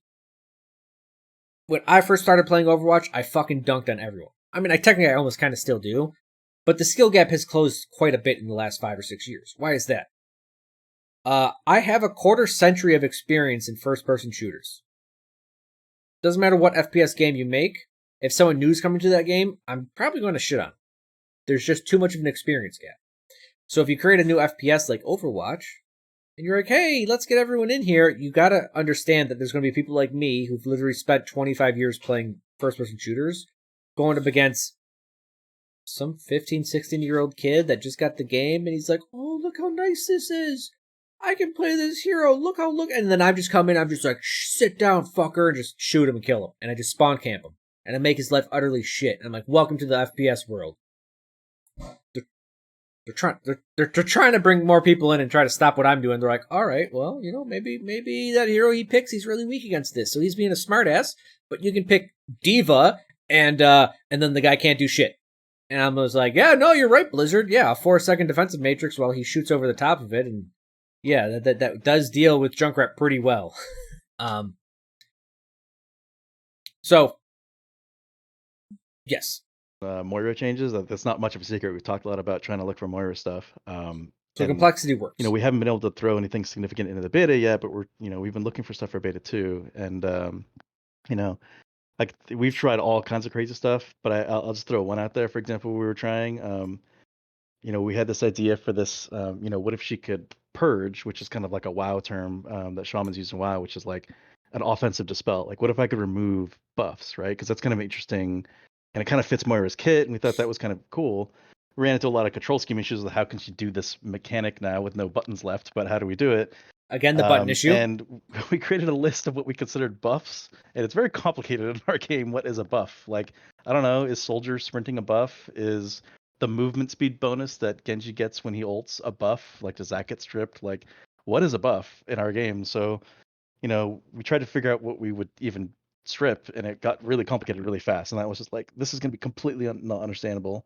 So, what's an alternative? And that led us to this idea. So right there is the complexity issue that this developer, Blizzard, literally didn't pick up Dota for and missed the biggest opportunity in the world as far as gaming is concerned. Of nullify, and what we were calling nullify. And nullify was this idea that you stick an enemy with it for some duration, let's say like 3 seconds or something, or 5 seconds. And during that time, specifically their damage dealt buffs and their less damage received buffs and their speed buffs were set back to non-buffed status while that effect is on them. So it's kind of like a purge, but it's also state related. So if I put this on you, it's only suppressed while the state's on you, and then you get it back once it ends. Cool. Yeah, we tried it on Moira's orb. It was pretty interesting because you could you have the Lucio speed rush coming on you, and you throw the orb at them, and you kind of slow the enemy team. To counter. Yeah. Yeah, Nice. it's not a snare. It's not a snare. It just sets them back to normal speed. So they're slower than they would be. And of course, there's trying to. That'd be cool Genji interaction. Nano And I wouldn't doubt if that doesn't get added to Moira, I bet a new hero will get this. Blade with it, so to try to nullify Nano and stuff like that was pretty interesting. We ran into a ton of problems with this too. I don't know if that will ever see the light of day exactly. That got really complicated also. But I don't know. Now that I just said it, if everyone's super amped on, I'm able to try to fit it in somewhere. But it sounds like something incredibly broken. It sounds like it's something that's going to be. It doesn't sound any more worse. And here, I'll do real talk for a second. Everyone can hate me for this. Lamp is one of the best abilities in Overwatch. I love Lamp. Everyone says it's a stupid ability. It encourages bad things. Yada yada yada. I love the idea that you have to follow up on damage. I love it. Baptiste came around during Grav Dragon meta. And I don't know if Lamp was there specifically to deal with Grav Dragon, but it dealt with it beautifully because, hey, I'm doing all these ultimates that I don't have to follow up on the damage. I just press 2 buttons, you all die. Nothing you can do about it. And Lamp came out and says, oh no, you can deal a lot of damage, but you're going to have to kill this thing first, and you're going to have to come in here and kill it. You're going to have to follow up your damage. You can't just do some bullshit and then walk away. And that's what I really love. I love it when players are like, I'm Genji and I pressed Dragon Blade and I should be able to kill the entire team, but Baptiste just pressed his button, I couldn't do anything. And I'm like, bitch, you just pressed your fucking button. That's it. I would say Lamp is more skillful than Dragon Blade. At least Lamp has a limited AoE. It has health. It is a little bit slow to deploy. Well, Dragon Blade's like, alright, half a second, I get it. 5 meter, 120 damage, but 180 with nano boost. Damage that cannot be mitigated in any single way. It goes through shields. The only thing I can stop it is Zarya Bubble. That's it. And it's like, that doesn't take much skill. I don't think most ultimates, I'll say this, all ultimates probably are bullshit skill-wise. So the fact that there's an ability that counters an ultimate, wonderful. Actually, that's Ana's kit. Ana's kit's a little bit more skillful to pull off. Bionic Grenade, counters healing ults, but very easy to pull off. Sleep Dart, obviously harder to pull off, and it counters a lot of other things. But I love ultimates being shit on. So if they add more abilities that are easy to do that completely nullify ultimates, do it. Fucking every hero should have an ability that instantly kills someone that ultimates, and I'd be happy. I'd be super happy. And I know everyone hates me for saying that, but it's just like, I really hate ultimates. I think I don't like how heroes are balanced around ultimates. It's just, man, I wish some heroes didn't have an ultimate and they just made their kit really good and they were fun to play. Incredibly broken initially, but Yeah. maybe there's a middle ground somewhere. It's and not that honestly, I broken. think that it brings a lot of hype to Moira, and it's like something Yeah. that's missing from her kit has a reason to pick her other than just heal and throw damage ribs and stuff, and left click Yeah, and that's that's- it. that's a lot of what it's we're talking good. about with It's her. good. Yeah, Yeah, for that a was- Personally, while. I love it. I love that idea. I know it's gonna be broken. I know everybody's gonna be like, no. So I don't care about it. As a support player, you got me psyched about it, honestly. Well, it's very Yeah. tactical, which is what I think fits what Raccoon Tracer Moira has is an extra cool, ability right? on What's cool, ultimate or what should on be Q. cool, I Yeah. hope, about Moira. Josh, you were gonna say something. You were gonna add Oh something. yeah, I was just gonna throw in it also stripped overhealth for like a little Oh, while right. as like part of the nullify effect, and it was just like this extra big FU to Lucio and his Please. ult. And Oh, Lucio Wrecking mains are Ball crying, and man. You just made Scorpion. 5. I mean, a lot of the point was to try to find, or a lot of the point is, I guess, because we're still trying to find stuff for Moira that feels like those big playmake opportunities, right? Like if I do that, if I get the nano blade and I position, let's say it was the orb, it might not be on the orb or whatever. Let's say it's projectile, a shoot or something that hit the tag a nano blade Genji as it comes in, and I get to nullify the nano. That's a big play, and that's like game winning on your side. Like we really want those. I We were talking about this earlier. I do like this point about, from Ryan Geoff. could get in and great shatter and kind of win the game for you. We talk about, you get this clutch res on somebody on your team that has their ult, and they get to ult because of your res, and you win because of that. So there's all these plays, and that's really core to the game. We want to make sure that heroes have that, and ultimates are a lot of the ways that that's done, but it doesn't have to Yes. be. That's why immortality field exists how it is. That's why sleep dart is how it is, and all this stuff. So that's kind of been on our mind for Moira. Like, what would it look like? To put it very simply, like, what does a Moira Reddit clip look like, right? Like, what is the play, I like that. right? I like that. What is the So when I talked about hero design years ago, if you guys remember when I talked about tanks, I also talked about this about supports as well. Essentially, they needed playmaking abilities, but I called it with tanks, it was conditional burst damage. Basically, it made them feel really good. Like, essentially, it's the same feeling you get when you hit a bunch of headshots with the DPS hero. Essentially, tanks and supports need this in ability form. And that's what they're getting at here, where it's like, what does a Reddit clip look like for these heroes? What does this conditional burst damage or this conditional carry potential look like? play that you want that is the top? I didn't really have burst anything else to say for about that, but I was like, for I've Moira? talked about this Like, before. it kind Told of you doesn't so. really exist right now. Maybe you get like a 4K with your ult or I something. was going to be a little bit of a dick That's today. not really like crazy because it pierces everything and you're fast and you're regenning, so maybe it's not that hard to get. But like, if there was some playmaking opportunity there, you would see more of that. I'm psyched to see what you guys are gonna come up with. Honestly, I can't wait. I can't wait. These two ideas. Yeah, I'm happy just hearing them even in the beta. Up until then, I never played Ana in my life. But I know that she had 12 bullets, and in the beta, she had 15 eventually. How does magazine size and reload speed affect hero balance? Why 15 bullets? Why increase the magazine size? This is a good question. And I actually threw this in his chat where I go, increase Junkrat's clip size to 15 and you have your answer. So magazine size is kind of like a bigger deal for some heroes more than others. In Ana's case, you're kind of choosing between shooting enemies and shooting allies, and we usually limit the firing duration by changing the clip and your firing rate. But in Ana's case, we had to nerf the Bionade, so in order to give her back a little power, one of the I don't like this. I don't like it when you're like, oh, we balanced this ability. This ability is now balanced. But because Ana, her gun now needs to be stronger, like, treat her like you fucking treat Junkrat. Just nerf him. There's nothing wrong with that. easiest avenues for that is just like extending how long she can go before she has to reload, and like how much healing she can do. It feels like such a cheap answer. It seems like the devs just gave up and they're like, fucking give her 3 bullets. Right, you know what I mean? Like, just throw something in there, whatever. Cool, people don't have to bitch as much anymore. It's not just a straight nerf. We'll be like, oh, but we gave her this.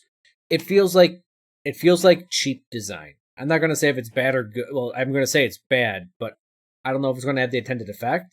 It feels like it's just something they're throwing out there to stop people from bitching. Do with that one clip. And it's kind of like we picked that aspect because, rather than changing her healing numbers or her damage numbers, because we kind of want those to be in sync, she does 70 for each. And doing something like just giving her raw health like we did for Zenyatta, that's one of the biggest changes you can make. So it was kind of like compensation for the nade nerf. That's what you had in mind. Yeah. It's Like a a cheap little something, way. to make sure she doesn't drop in her win rate all that much. Who gives a fuck? It's going to drop. It's going to raise. Her win rate's going to change. But why are they so obsessed with keeping her win rate exactly where it's at? Why is it okay for some heroes to have a negative win rate, but Ana, oh, she can't have, no, we can't affect her win rate. Like, they're so afraid of this, and they're going to get to this point that's going to make me go crazy. And, Can hopefully it helps a little. I see. I've been watching a lot of Overwatch League as well, and I've been playing a lot of Ana as well recently. And my opinion, for me, okay, so from my point of view, I've always viewed that one of the key elements that define good Ana players in Overwatch League and in ranked and so on is reload management. From my view in this case, if you take away like reload management from 12 bullets to 15, it's kind of like you remove away a little bit of the decision making that some Ana. All right, ML7. Well, let's give Ana more skill. Let's take her bullets down to 4. Oh, you would really be able to show your skill that way.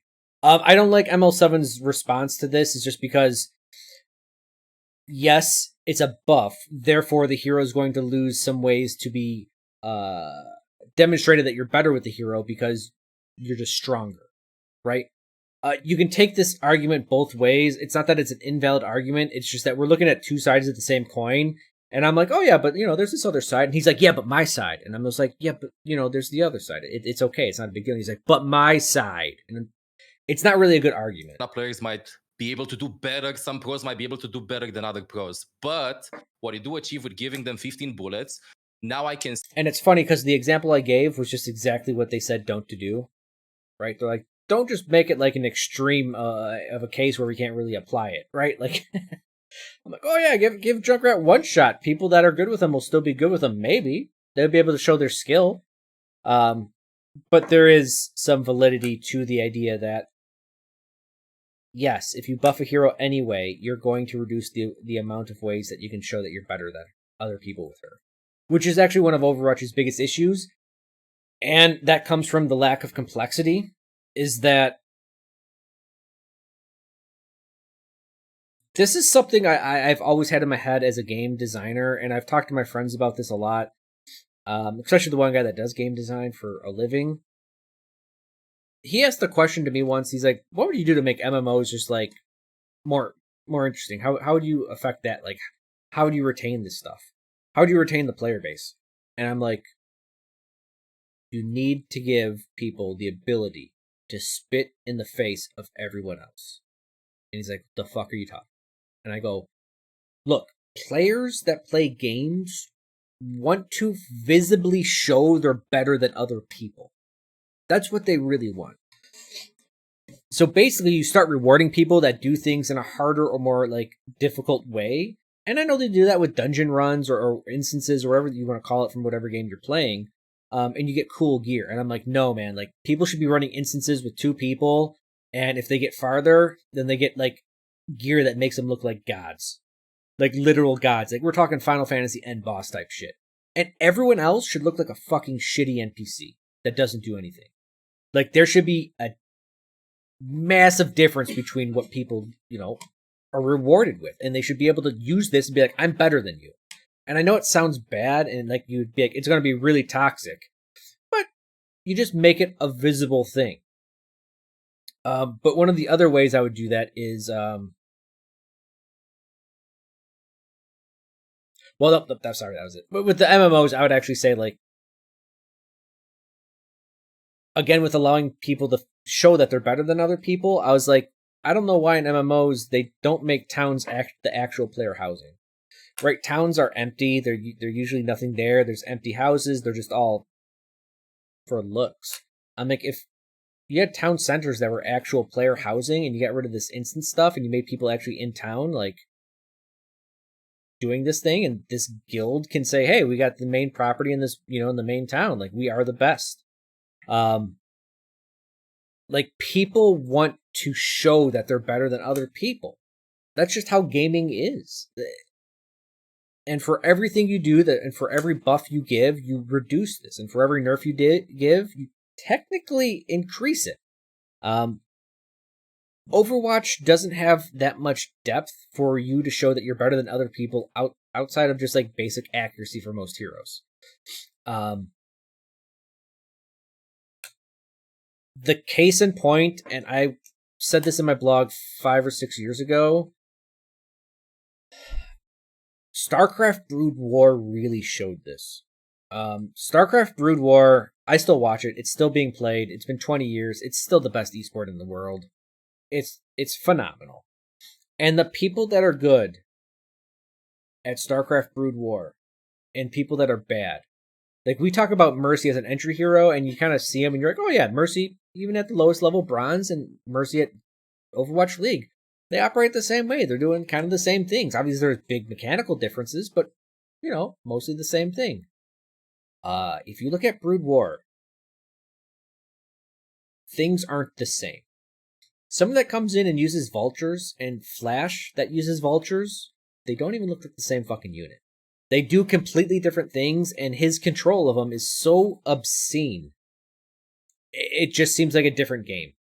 And that's what Blizzard is trying to get away from with abilities in the move for Overwatch 2 and simplicity, or Overwatch 1 and simplicity. But there needs to be a way to show people that you're better than them. As shitty as it seems. Kind of like a reason, because you're trying to make the game and game mechanics overall more accessible. You said about Mercy Super Jump that it should be more accessible and so on. And increasing the magazine size from 12 to 15 definitely helps New York players to understand and make kind of easier. The issue that I have, though, and this is like a small request, okay, because this is like the rant and so on. I'm afraid that Anna's probably going to get really nerfed considering how strong she is in Overwatch 2. So please don't nerf Anna.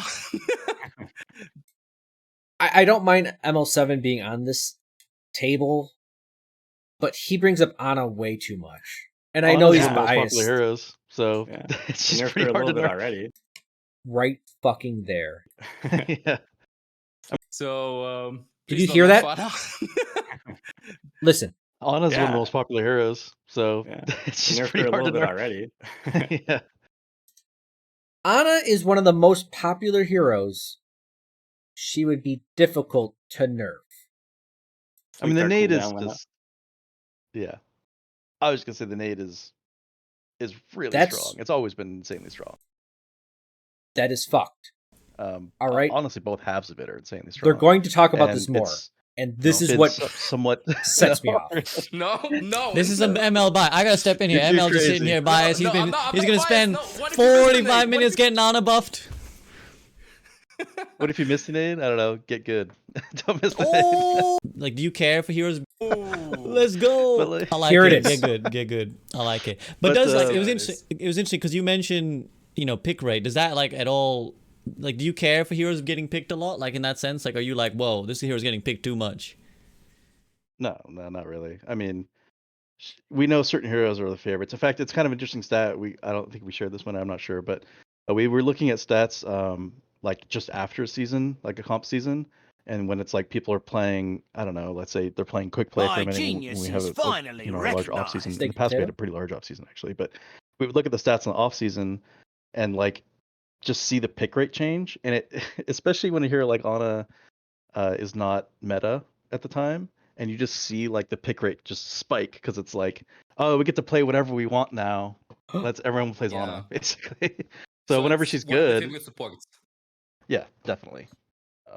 Mercy's up there too, but Ana's huge. So yeah, she's a bit tough to nerf. She's just super fun to play, and everyone loves her. And she's got those playmaking opportunities I mentioned, and she's just, I think, just a well-rounded hero that people love, and there are certain heroes people don't love to see in the meta, but she's not one of them. People love to see her in the meta, so she's kind of like, she's good in that spot. So, but there are cases like, with a nade at the anti-heal, especially, it's like, well, there's a lot less barriers now. So, and we'll get to the point. heroes like Roadhog, especially, are just the extra suffer because you're just like, you really I'm gonna need go that fucking heal crazy more than ever when we get look, to this point. to be able to stay alive. So I mean, you could still obviously stop the heal from Roadhog if you time it well, and it's still 3 seconds, I think, from 4, right? So it's still pretty decent, but at least Roadhog, if you hit him with it, he can go around the corner, wait a little bit, and maybe still get his heal off before he dies. Somebody comes around the corner and kills him. So that it's not like 4 Roadhog. That's just an example. There's just so much, like, it's so easy, much easier to land the nades. Can I a quick follow up? Watch So I this, know I guys. keep following up, so please feel free to be like, no, SCB, shut up. But does it ever go the other way then? Do you ever think, well, in the off season, everybody loves playing these heroes. These are the quote unquote fun heroes. Should we make them more meta? Does it ever go that way? Oh, that's a really good question, SVB. Everyone's like, SVB asks the greatest questions. Who is this? Who is this handsome fellow with this check mark that's verified? Grow like grow. Ask them if they will move the game towards more to allow people to play more heroes they like in the off season. Where did SVB get that question from? I mean, sometimes, yeah, we've talked about that. I mean, it's actually less that and more the opposite, where we've seen heroes that people don't like meta. Like Torb was a big one. When Torb got his passive buff to be huge, at that point we're like, man, Torb's never been meta. Like, I'm about to let's go just buff crazy. him up a I'm just bunch and prepping just let everyone. him get played, and then we'll nerf him if he gets like really crazy. And then I still stand by. I don't think he was like absurdly overpowered. I think he was very playable, and he was probably going to be in the meta. And people just rebelled instantly. It was like, you cannot do this. The game is broken. The game is horrible. So it was like, all right, well, okay, that's not going to happen. Then let's just nerf that back down. It was kind of an uproar, and it was like at that point we're like, we don't think he's super overpowered, but clearly people don't really want the Bastion meta to exist. So There we have it. Torb was balanced, but the community was upset, so they nerfed him. This is kind of the point that I kind of lost my shit. Shit was everywhere. It didn't even hit a fan. I was pissed. This is confirmation from Blizzard that they balance based on popularity. That means, hey guys, us that play Junkrat or Sim or heroes that aren't liked, they don't give a fuck. They will make heroes viable, but will never be meta because the community doesn't want us to be meta. So there is no sense of balance in Overwatch because they balance on popularity. If everyone liked Junkrat, he would be stronger. Right? But literally, Torb was nerfed because he wasn't popular. He was balanced but not popular, so they fucking nerfed him. You can't balance a game this way. This game will never last long term, and maybe they don't. Maybe they want that. Maybe they want Overwatch to fuck up in 3 or 4 years, and they release Overwatch 3, and you have to buy that shit. Maybe they want things to be short term. I don't know. But me as a game designer, I want the best fucking game possible, right? My name's going on this shit. I'm making this game as balanced and as well received as possible. Fuck everyone and their opinions, which is opposite of being well received, but you need to make the game balanced. Straight up. If heroes are not going to be balanced based on popularity, then when a hero becomes unpopular, lock them. Lock them out of the game, redesign them, do something else. But there shouldn't be tiers of fucking heroes based on popularity. It's so stupid. Like, it's fucked. I put it in my Twitter post, this is really fucked. Like, incredibly fucked.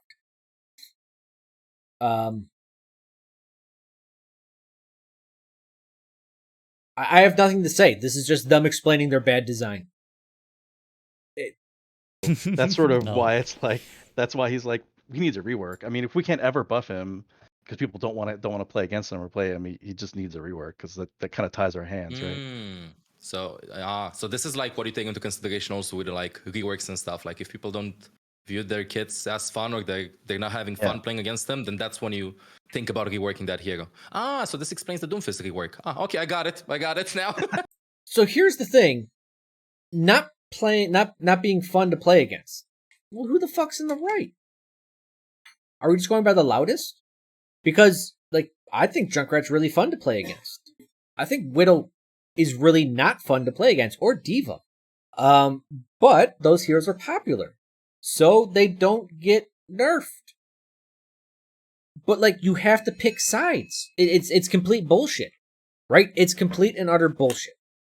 Because if one person's having fun, maybe the other person's not having fun. And the whole thing with Widowmaker and Hanzo, yeah, Melbro's a good point. I think shields are bullshit. No one has fun with shields, and that's actually why we see with the Overwatch 2 movement and things going that way.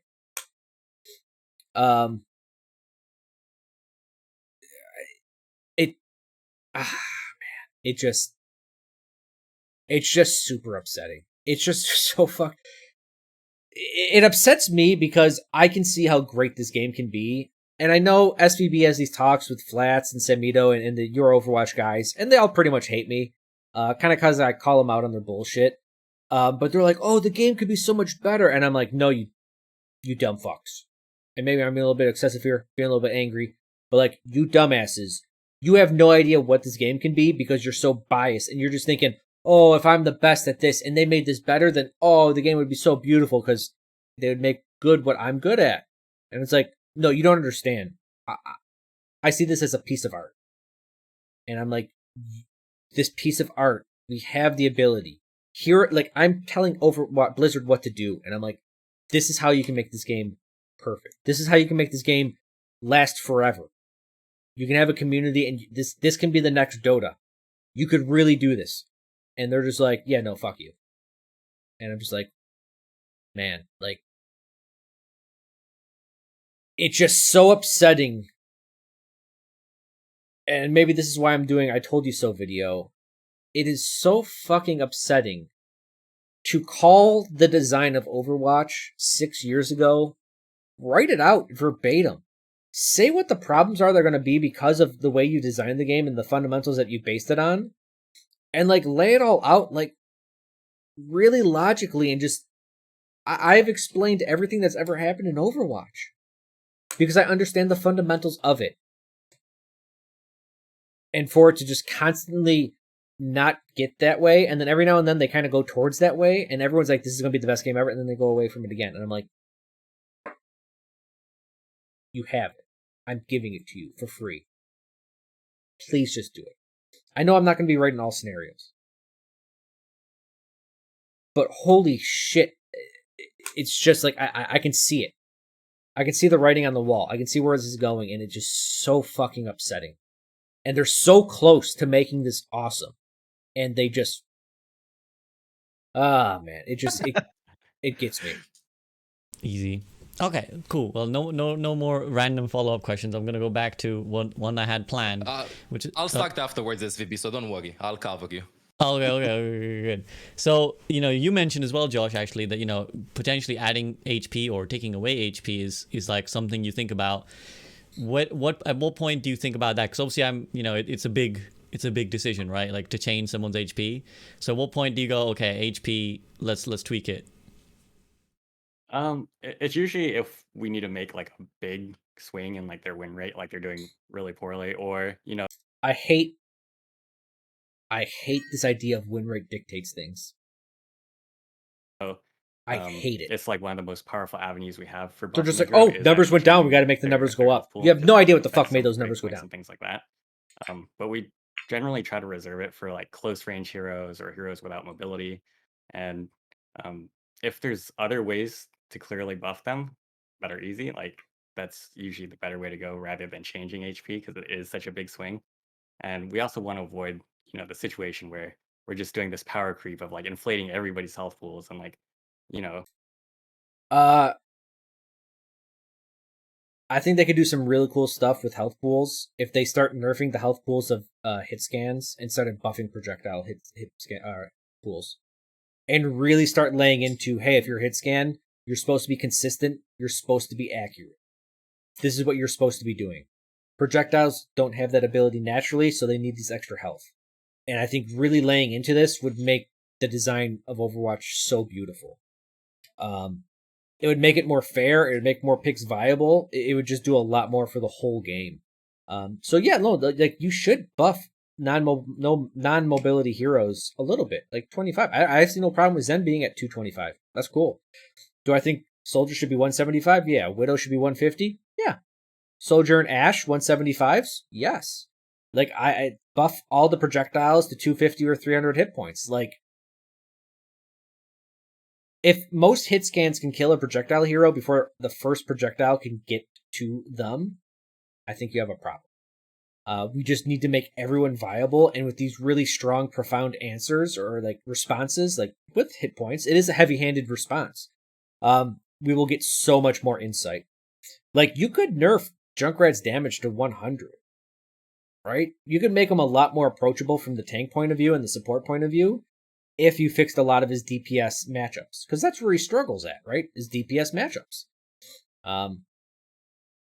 But if you made him like a 400 hit point character, gave him like 90 damage, maybe Grenade Launcher looks a little bit different. Give him a self heal. All of a sudden, he's this mobile like artillery base. Maybe that's not fun to play against, but like there are these answers that you can go through and just really try to make things more unique. And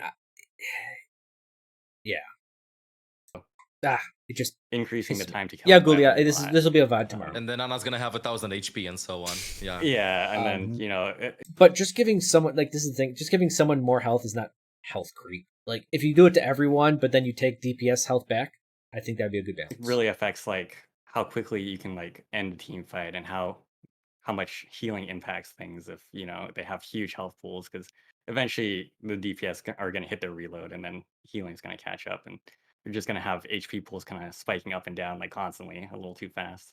This is another point I want to talk about with Overwatch, and I hit it on before, but I didn't hit it on too much. About hit point pools just bouncing all around, and basically reloads is what allows it to go one way or the other.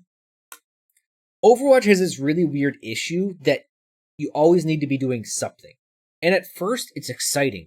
Oh, I always need to be healing. Oh, heal him, heal him, heal him, heal him. Oh, I'm always healing. Oh, I gotta reload. Holy shit, this reload's taking a long time, even though it's a second and a half. Heal, heal, heal, heal. I'm always doing something, and then just like, okay, that's cool, but that gets really fucking tiring and boring after a while. Like, why are we always doing something? Why isn't there any setup time? It's just, I know because everyone has unlimited ammo, it's just like, shoot, always shooting, always doing something. Like, it's just like, it gets tiring.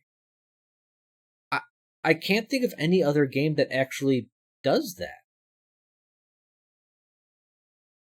Like, Brood War even has downtime.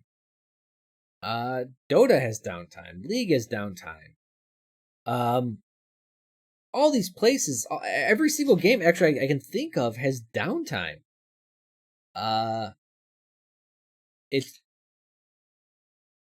seems like it's an ADD answer for something that doesn't need to be. Like I don't think things need to be that way. I don't think fights need to constantly be always doing something. I think there needs to be a little more time, maybe a little more clarity. And really what they did is they did that for by making armor reduce damage. It really bought a lot of time. Like things slow down in Overwatch 2, believe it or not. At least when I play, things slow down and then they speed up again. It's really interesting. At first, like just like how armor works. Once you lose the armor, it's like, all right, jump on him, kill him really fast. Well, right now it's just like, all right, everyone shoot everyone all the time. We'll see what the fuck happens. It just seems weird. All right, Overwatch is the first game I think that I can really think of that you're always doing something. So yeah, if there's a way to buff the hero without changing their HP, that's usually the way to go. And that's something you are quite conscious about, like power creep. You mentioned it, not my word, but is that something you're quite conscious about? It's definitely a big concern for the community as well. Speaking of some stuff here. Speaking of stuff, I don't have a good segue. Do you think you'll bring back some CC to the game? Will the new heroes have some form of CC, or the hard CCs will always be Ana Sleep Dart, Reinhardt Shatter? Also, will Cassidy ever get his stun back? I feel like these two questions are heavily related. I feel like people probably are mostly thinking about Cassidy when talking about stuff like this. So it's been tough. It's tough because we're getting a lot of feedback that says people really appreciate the less CC, broadly speaking, in the game. Especially when the beta ended, we saw multiple posts and got feedback internally too about people going back to Overwatch 1 and feeling like, man, I was kind of enjoying the lack of CC. Falling back into this now where there's so much CC in the game is, I kind of miss the lack of CC. So they're certainly tied together, and it's tough to just sort of be like, oh, Cassidy needs help, let's put a stun back, because we're sort of slipping on the whole meta point of having less CC. Though I will say we have been reviewing some of them, and this is, I guess, another spoiler for beta 2. But we're for Junkrat, we're giving his trap back, his full mobilize. For that one, we felt like Fully unbiased.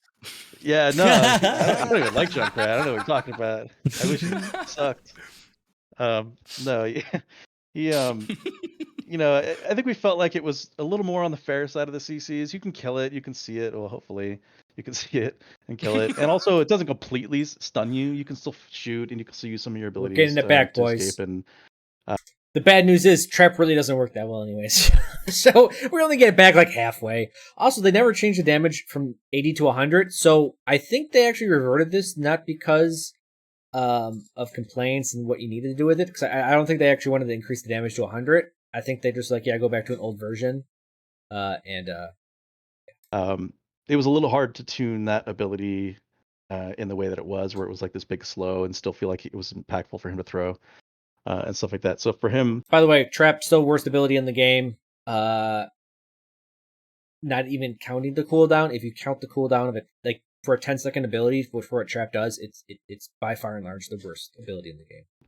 I giving that back, but you know, we're still trying to hold the line on the rest of the changes for now. And I sort of hear the feedback on Cassidy. I get it. I understand it. I know that like some people, or, you know, we've gotten the feedback, I should say, that he doesn't feel as effective as like this counter flanker and stuff anymore.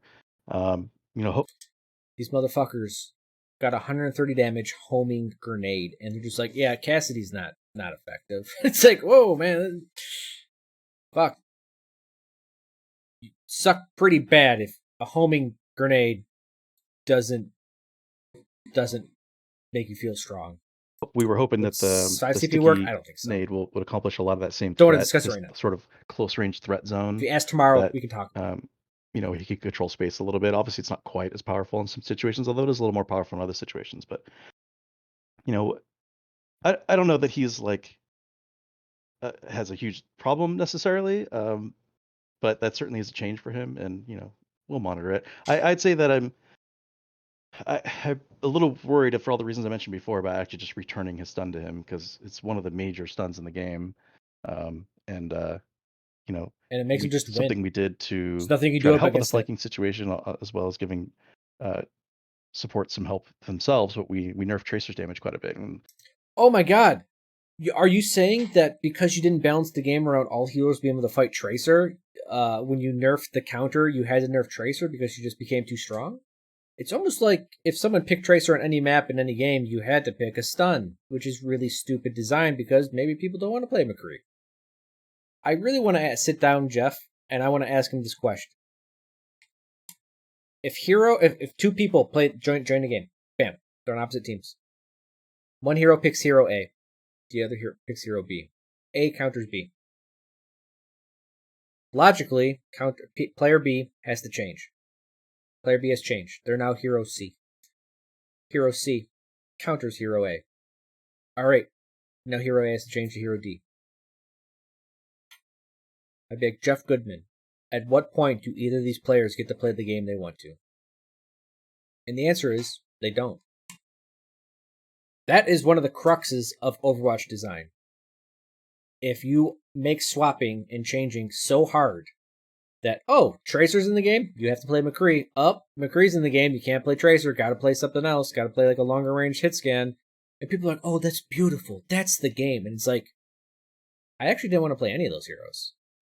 I kind of wanted to play Junkrat, or maybe I wanted to play Torb, or Bastion, or anyone, like Soldier. Like, I wanted to play something else, but I couldn't.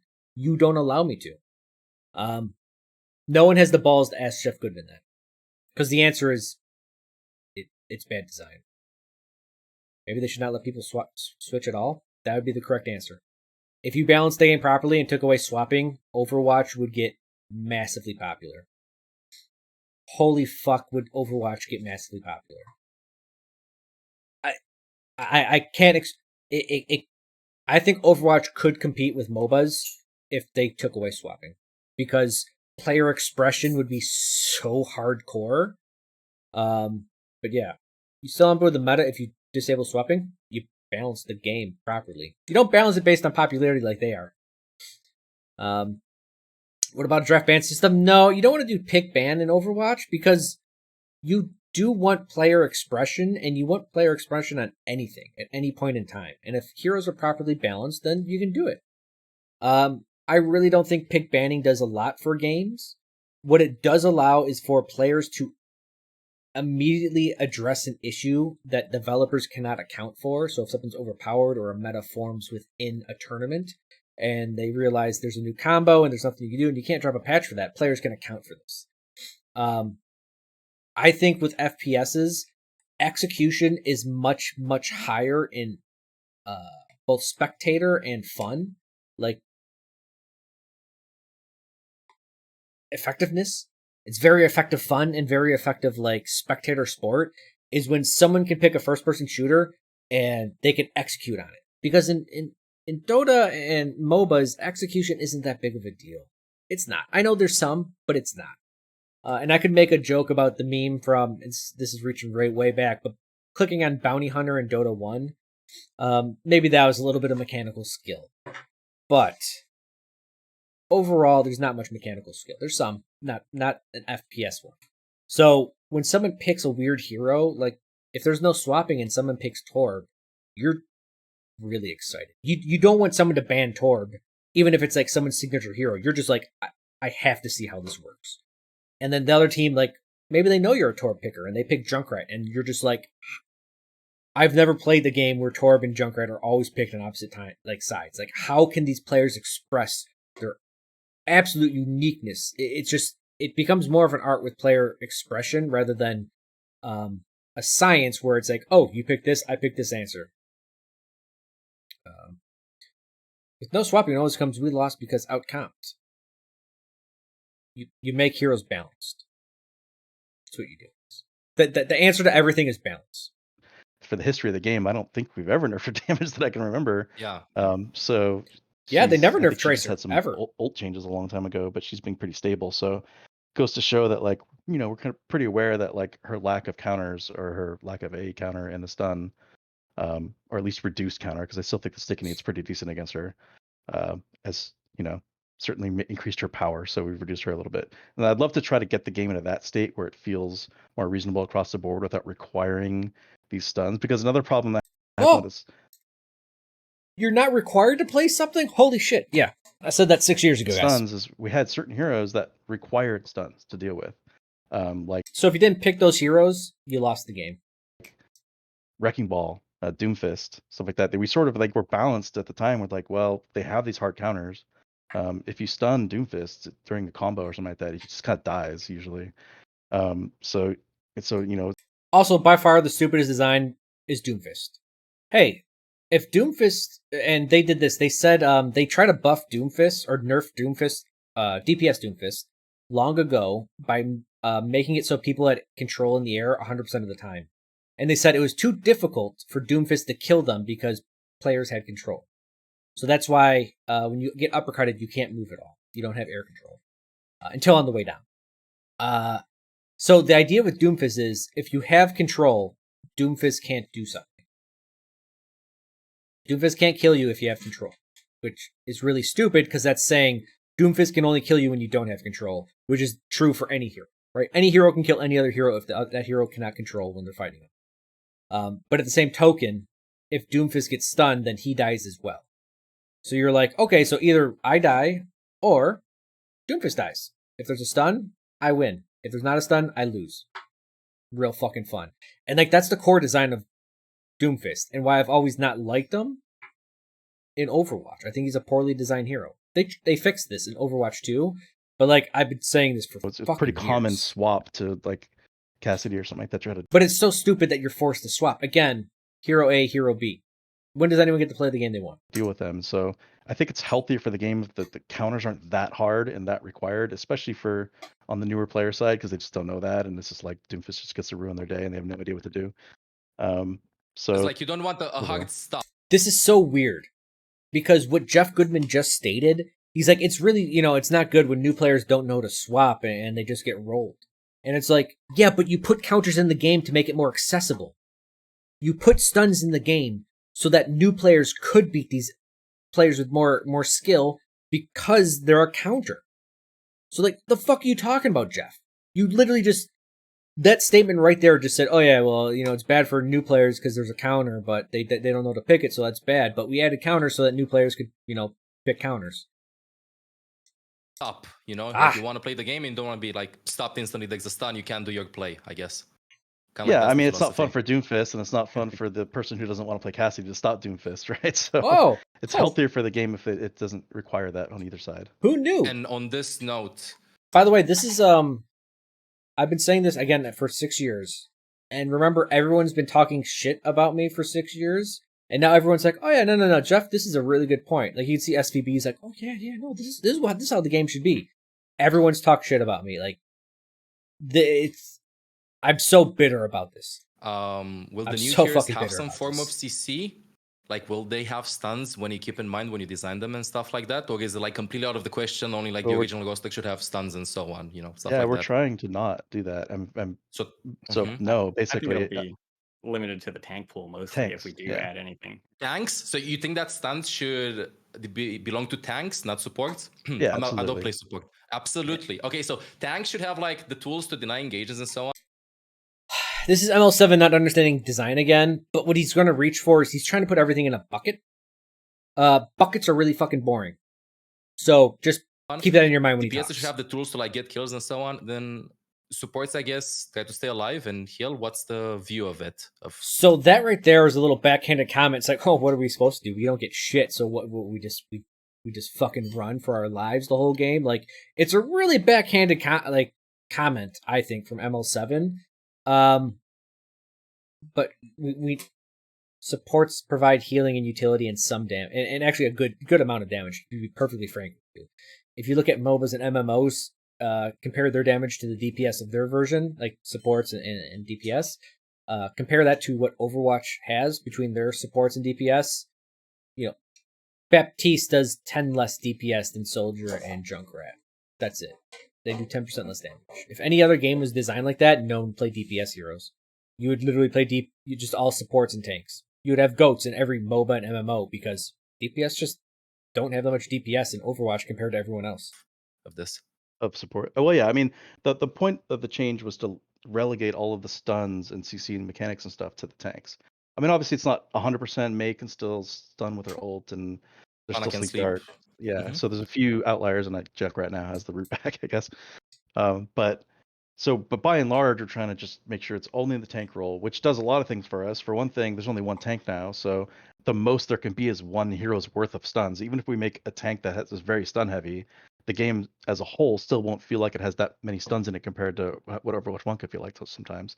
So that helps us a lot there. It also helps just sort of, as you were kind of mentioning, give the tanks a little bit more of an identity as from a role standpoint that they're able to, earth shatter and stuff like that, and pin and land these big moves like that.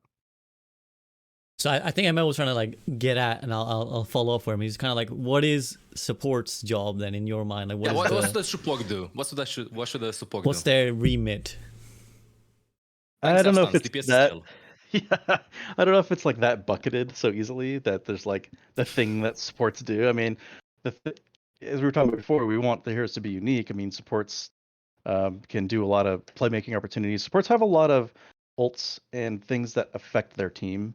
Again, none of these are hard rules. There's things that break this. I mean, like, Widowmaker's ultimate kind of affects your team. It's kind of like a buff for your team. It's not like an enemy targeted thing, even though it kind of is. Stuff like that. So it's not a hard rule. But we tend to try to think of it as like tank ults are like initiating tools and big like enemy team focused abilities often and things like that, and often CC related. And support tools are more team focused by and large. So you're focused more on making your team stronger, saving them, and stuff like that. How the fuck is this a Not question? doing DPS things ults to- are more damage. You're not doing things to the enemies. You're doing things to your teammates to help them do things to the enemies, kind of like Right, that. exactly. Yeah, I and see. again, not all cases. Of course, it's not. Wait, are you saying support? Like This is strict and so on. nothing's a hard Understand. rule. It's In in the fact, it's fucking better name, for the boy. game if none of Interesting. these are hard rules. Enablers. So support should be enablers, I guess. Exactly. What we used to see. call. I mean, the common term in game design is called force multipliers, which is like, you have somebody like Soldier 76. He's like a static value of damage, and you expect a certain amount of DPS out of him and everything. But then you have somebody like a support that enables and buffs that person to do more. It's less of themselves actually doing the damage. They're multiplying the ability for the other heroes to do their thing. That's really cool. I like that. I like the idea. The force multipliers. It's interesting. Certainly, I get asked about it a lot. Will we see balance changes to Overwatch 1 while we're kind of rolling out Overwatch 2?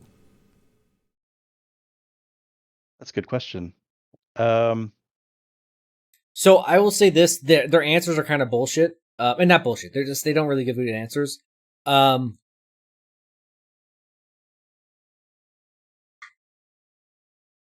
don't think Geoff or Josh can give a good answer on if Overwatch 1 will get a patch or not, because it gives away when Overwatch 1 and Overwatch 2 will merge. If they stated right now, they're like, oh no, no, we're not going to patch Overwatch 1 ever, and leave it at that, the community gets pissed. But if they say, yeah, we're not going to patch Overwatch 1 because, guys, we're going to merge the two in 3 months. Like, there's no real point to change our focus from Overwatch 2 to Overwatch 1. Like, we're really focusing on Overwatch 2. Because then people will be like, oh my god, Overwatch 1's going away. And the player base just goes, pew, and it's already pewing right now. Like, it pews harder. So yeah. I don't know. To be honest, I think we would like to look into more stuff. We actually had an experimental patch we were playing around with internally. We ended up going with, but it was right after the last community card. We were looking at some ideas there, maybe bringing in. We ended up not doing it. To be honest, I don't remember exactly what was going on at the time, but there were some issues with it, and the timing was bad for some reasons that I don't exactly remember. But I think it's a reasonable ask, and it's hard when we have all these resources so focused on Overwatch 2 and trying to make sure we get these dates and everything sorted to try to spend some time on it. But I do think it's a reasonable ask.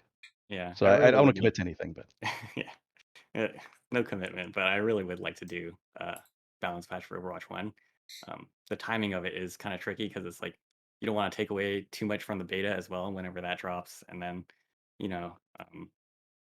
if you want to make bigger changes, you need resources from like other game development disciplines. You need animation, VFX, sound, and they're all kind of hyper focused on Overwatch 2 right now. So maybe like a big tuning pass would be super cool, or something kind of a little more experimental than we usually do. But we don't want to get too arcadey or like a circus or something, because it is still like a live service. I mean, there's also kind of the question of like, do these changes that we make to the live game also roll into Overwatch 2? Are we only like picking and choosing those changes that can kind of be compatible that way, or do we do something crazy with Orisa because she's changing, so much anyway? She's getting a whole rework. But I mean, it'd be definitely cool to do something. That's very interesting. A lot of Understandable. considerations that Yeah. I don't think we always think about. Yeah, we don't think about it, but we definitely appreciate the answer, honestly, and I appreciate the transparency with this. I bet like it's really hard to say stuff like this. And honestly, speaking of transparency, just wanted to say a big shout out to like who had the idea of posting the stats with the Zen stats that increased his win rate and so on. I absolutely loved it. I think a lot of people loved it as well. Like that type of transparency is just through the charts. It's amazing, honestly. It's really And nice for to being see, here like, as well. and for being here as well. Yes, for being here as well. Speaking of which, I'm gonna keep you one more question. Is that okay? Mhm. Sure. Okay, last question. What's the biggest change that 5 vs 5 brought to your hero balance philosophy? You want to go first, Josh? Basically, it needs to be get rid of Yeah, I counters. mean, there's like a whole lot of things we kind of have to feel out for the loss of a tank. And early on, we kind of felt team fights were going on a really long time, and we kind of nailed it down to like healers are just healing so much. Oh my god, remember when I just had that rant? The same rant I had years ago about everyone always doing everything all the time? Team fights last too long. And there's Healers? tanks. Yeah, support. Supports, yeah, supports, yeah. That's my trigger word. I'm sorry. You got him. Yeah, got him. I but actually thought there's this more would be- people that heal than just the supports, but Exactly. Yeah, you're on a main job, or you say you play like I betrayed them. You betrayed us. yeah. I mean, that's kind of a point I'm getting to, but one thing that I felt the game played better with less healing overall, and the reason for that is just it makes damage more valuable. It makes sustained damage and burst damage a little more equal in they're just raw value. and then you don't have to tune the damage as high. So you don't have HP pools kind of bouncing from like 1 HP to full HP. We've all had that person in comp make the call like, Junkrat's 1 kill him. And you turn and you shoot him like within a second, and he's full HP already. And it's like, Or Yep. they lied. One of the two. they do Usually that a the lot, second. but They usually lie. It's Yeah, like, he's oh, yeah. obsolete. they've been healed. And there is kind of like this kind of catch-22 where there are support players that want to primarily heal. And so if we lower healing overall, then they feel like they're kind of trapped into that heal bot status a little bit more than they were. So talking about this is fine. They're as long as you give players the ability to be a heal bot because they want to play that type of hero. This is why having a diverse one of the things about accessibility for Overwatch. Accessibility is the key one, but one of the thing is simplicity, and that's how they get people. The next one is diversity, and diversity doesn't mean just like ethnically or gender or all that stuff diversity, but it also means player diversity, as in what they want to play. So as long as players have a couple heal bot heroes that they could pick, that's great. But there also needs to be damage focused healers and then passive healers as well, like Zen and Lucio and Brig. These heroes are important, so people that like me, like I'm a DPS player, I don't want to fucking play support. If I do play support, I want one that's fun and engaging, and I do more damage than I do heal. So this idea of we got people want to heal bot. How do you do with heal bot hero people and not heal bot people? Fucking easy answer: make different heroes that can do that. Were before, just because the numbers are literally making you heal more often to get to full HP. But I think there's like a balance to be struck there, where as designers we want to create interesting choices, right? You see this in like Ana and Mercy's design, where you can damage boost, you can heal, and there should be like kind of a little bit of tension between like when do I do one over the other. Yeah. In Overwatch 1, that's a majority of the time the right answer is to heal rather than damage. And and going into Overwatch 2, something we've seen the community kind of pick up on is, sometimes it's a little more valuable for support to be doing more things than just like pocketing your tank or DPS and just pumping all the heals But into this them. is Like sometimes it's a lot better to try go for attributed to an losing a angle and tank, apply actually. pressure to the enemy team, or land a utility on them like a sleep dart or a nade or something. Contribute to the fight a little more than just heal botting. So we ended up removing the heal reduction because it was already trending in the direction that it was valuable for support to be doing that sort of thing. And when we definitely don't want it to push too far in the other direction where that's all they're doing. Ideally, the right balance would be, it's kind of a tough decision to make in the moment. Like, so my idea to fix supports and really make them good is to increase the downtime, but you allow abilities to be used during this downtime.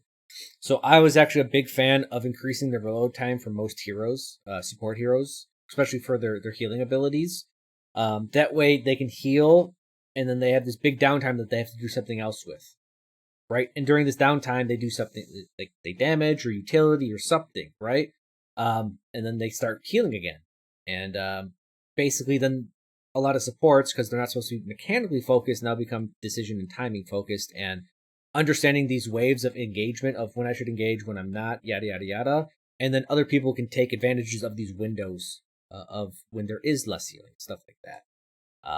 Should I heal this guy? That's the direction I try would like it to damage go. him? The end result is as But long yes, as the enemy's HP bar interesting runs out before decisions, your team's does, you're kind the of right way to winning, go. right? So Everything should be a hopefully we balance of can competing demands. achieve that balance. I don't know if we're there yet, but it's a work in progress. That's why you're the 4700 or whatever, and I'm in plat because you got the 4 head strats of make the enemy health bars run out before your teams do. Yeah, high level. It's an interesting insight, honestly. So I guess that you could say that in Overwatch 1, supports were viewed more as healers, while in Overwatch 2, they're actually becoming supports. Is that safe to say that? Yeah, sure. Yeah, so kind of like that. Sure, I whatever see. you want. Sure. Okay. Just so I know if I'm gonna change my Twitch name or not, because it's ML7 support. So if I go for ML7 healer or not. So this is a very important business decision. So thank you for the transparency on this. Sure. Well, Before is excuse me? Jeff? Do you have any? I was gonna say if Jeff has anything to add. My chat is already like giga chat. You wanna and so Broadly speaking, eating while we eat into their time. You just give anything you else, just add to Jeff? the question, you mean? Yeah, Or yeah. just If you in have general? anything Yeah. from your end.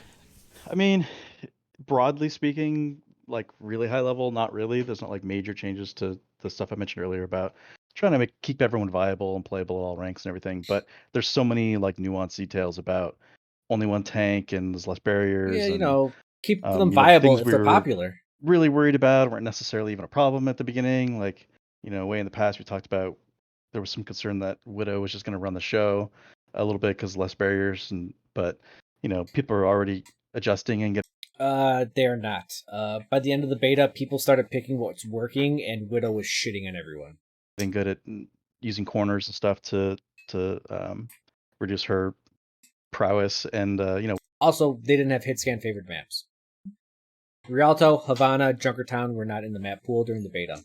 Once they put those in the beta, we ended up shit buffing changes. her actually in the beta of all things. And we were worried about Zen actually at one point because there's only one tank. You just discord the one tank there is and just dogpile him. And we were worried that might be the strat, but like that doesn't, you know, Zen needed help too. Ultimately, turned out. So you know, we're still learning a lot as well, and figuring out exactly how this is all going to shake out. But I mean, that's what beta's for, right? It is, but I hope for some Yeah. extreme changes and not just be like, "Oh, Junkrat's not popular. Fuck him."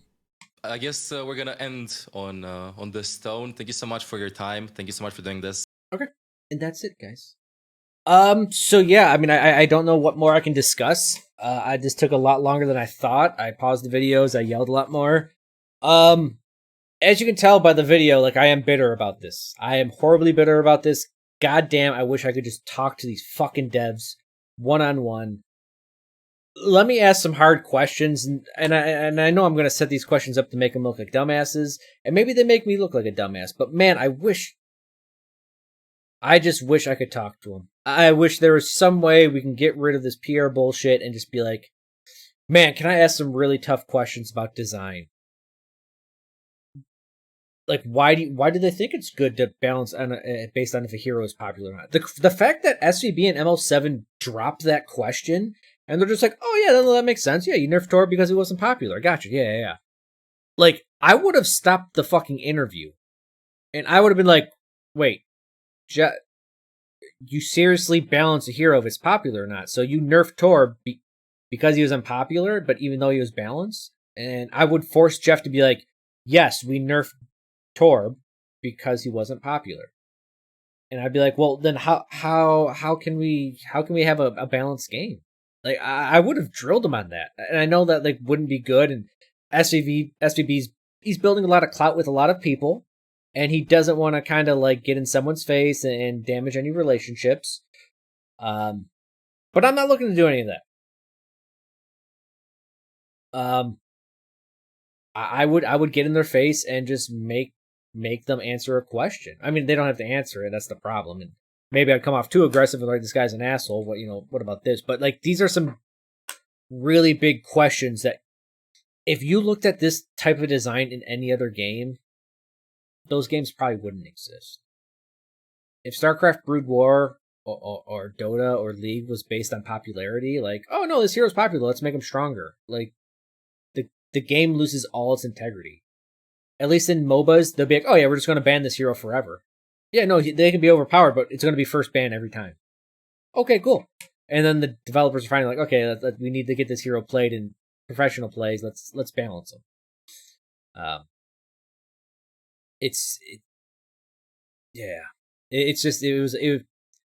was watching this and I was just, I lost my shit a couple times. Yeah, I don't have much to say. I mean, I'm gonna wrap my thoughts. I got work tomorrow. I gotta go to sleep, guys. So I appreciate everyone staying with me in the long stream. But like, I'll have this up on YouTube. We'll see what turns of it. People will start shit talking me like always. But man, like I called it. I told you so. You guys that have been here for a while, you know. We'll see what answers Blizzard does. They're trending in the right direction, which is the good thing. Maybe they'll go with my ideas, you know, but they'll find them out for themselves. Yeah. Hopefully it all goes well. That's all I say. And hey, Junkrat, at least we get our shitty trap back. Not the best thing in the world, but hey, we get it back. And with that, that'll be all. So good night. I won't do any music tonight.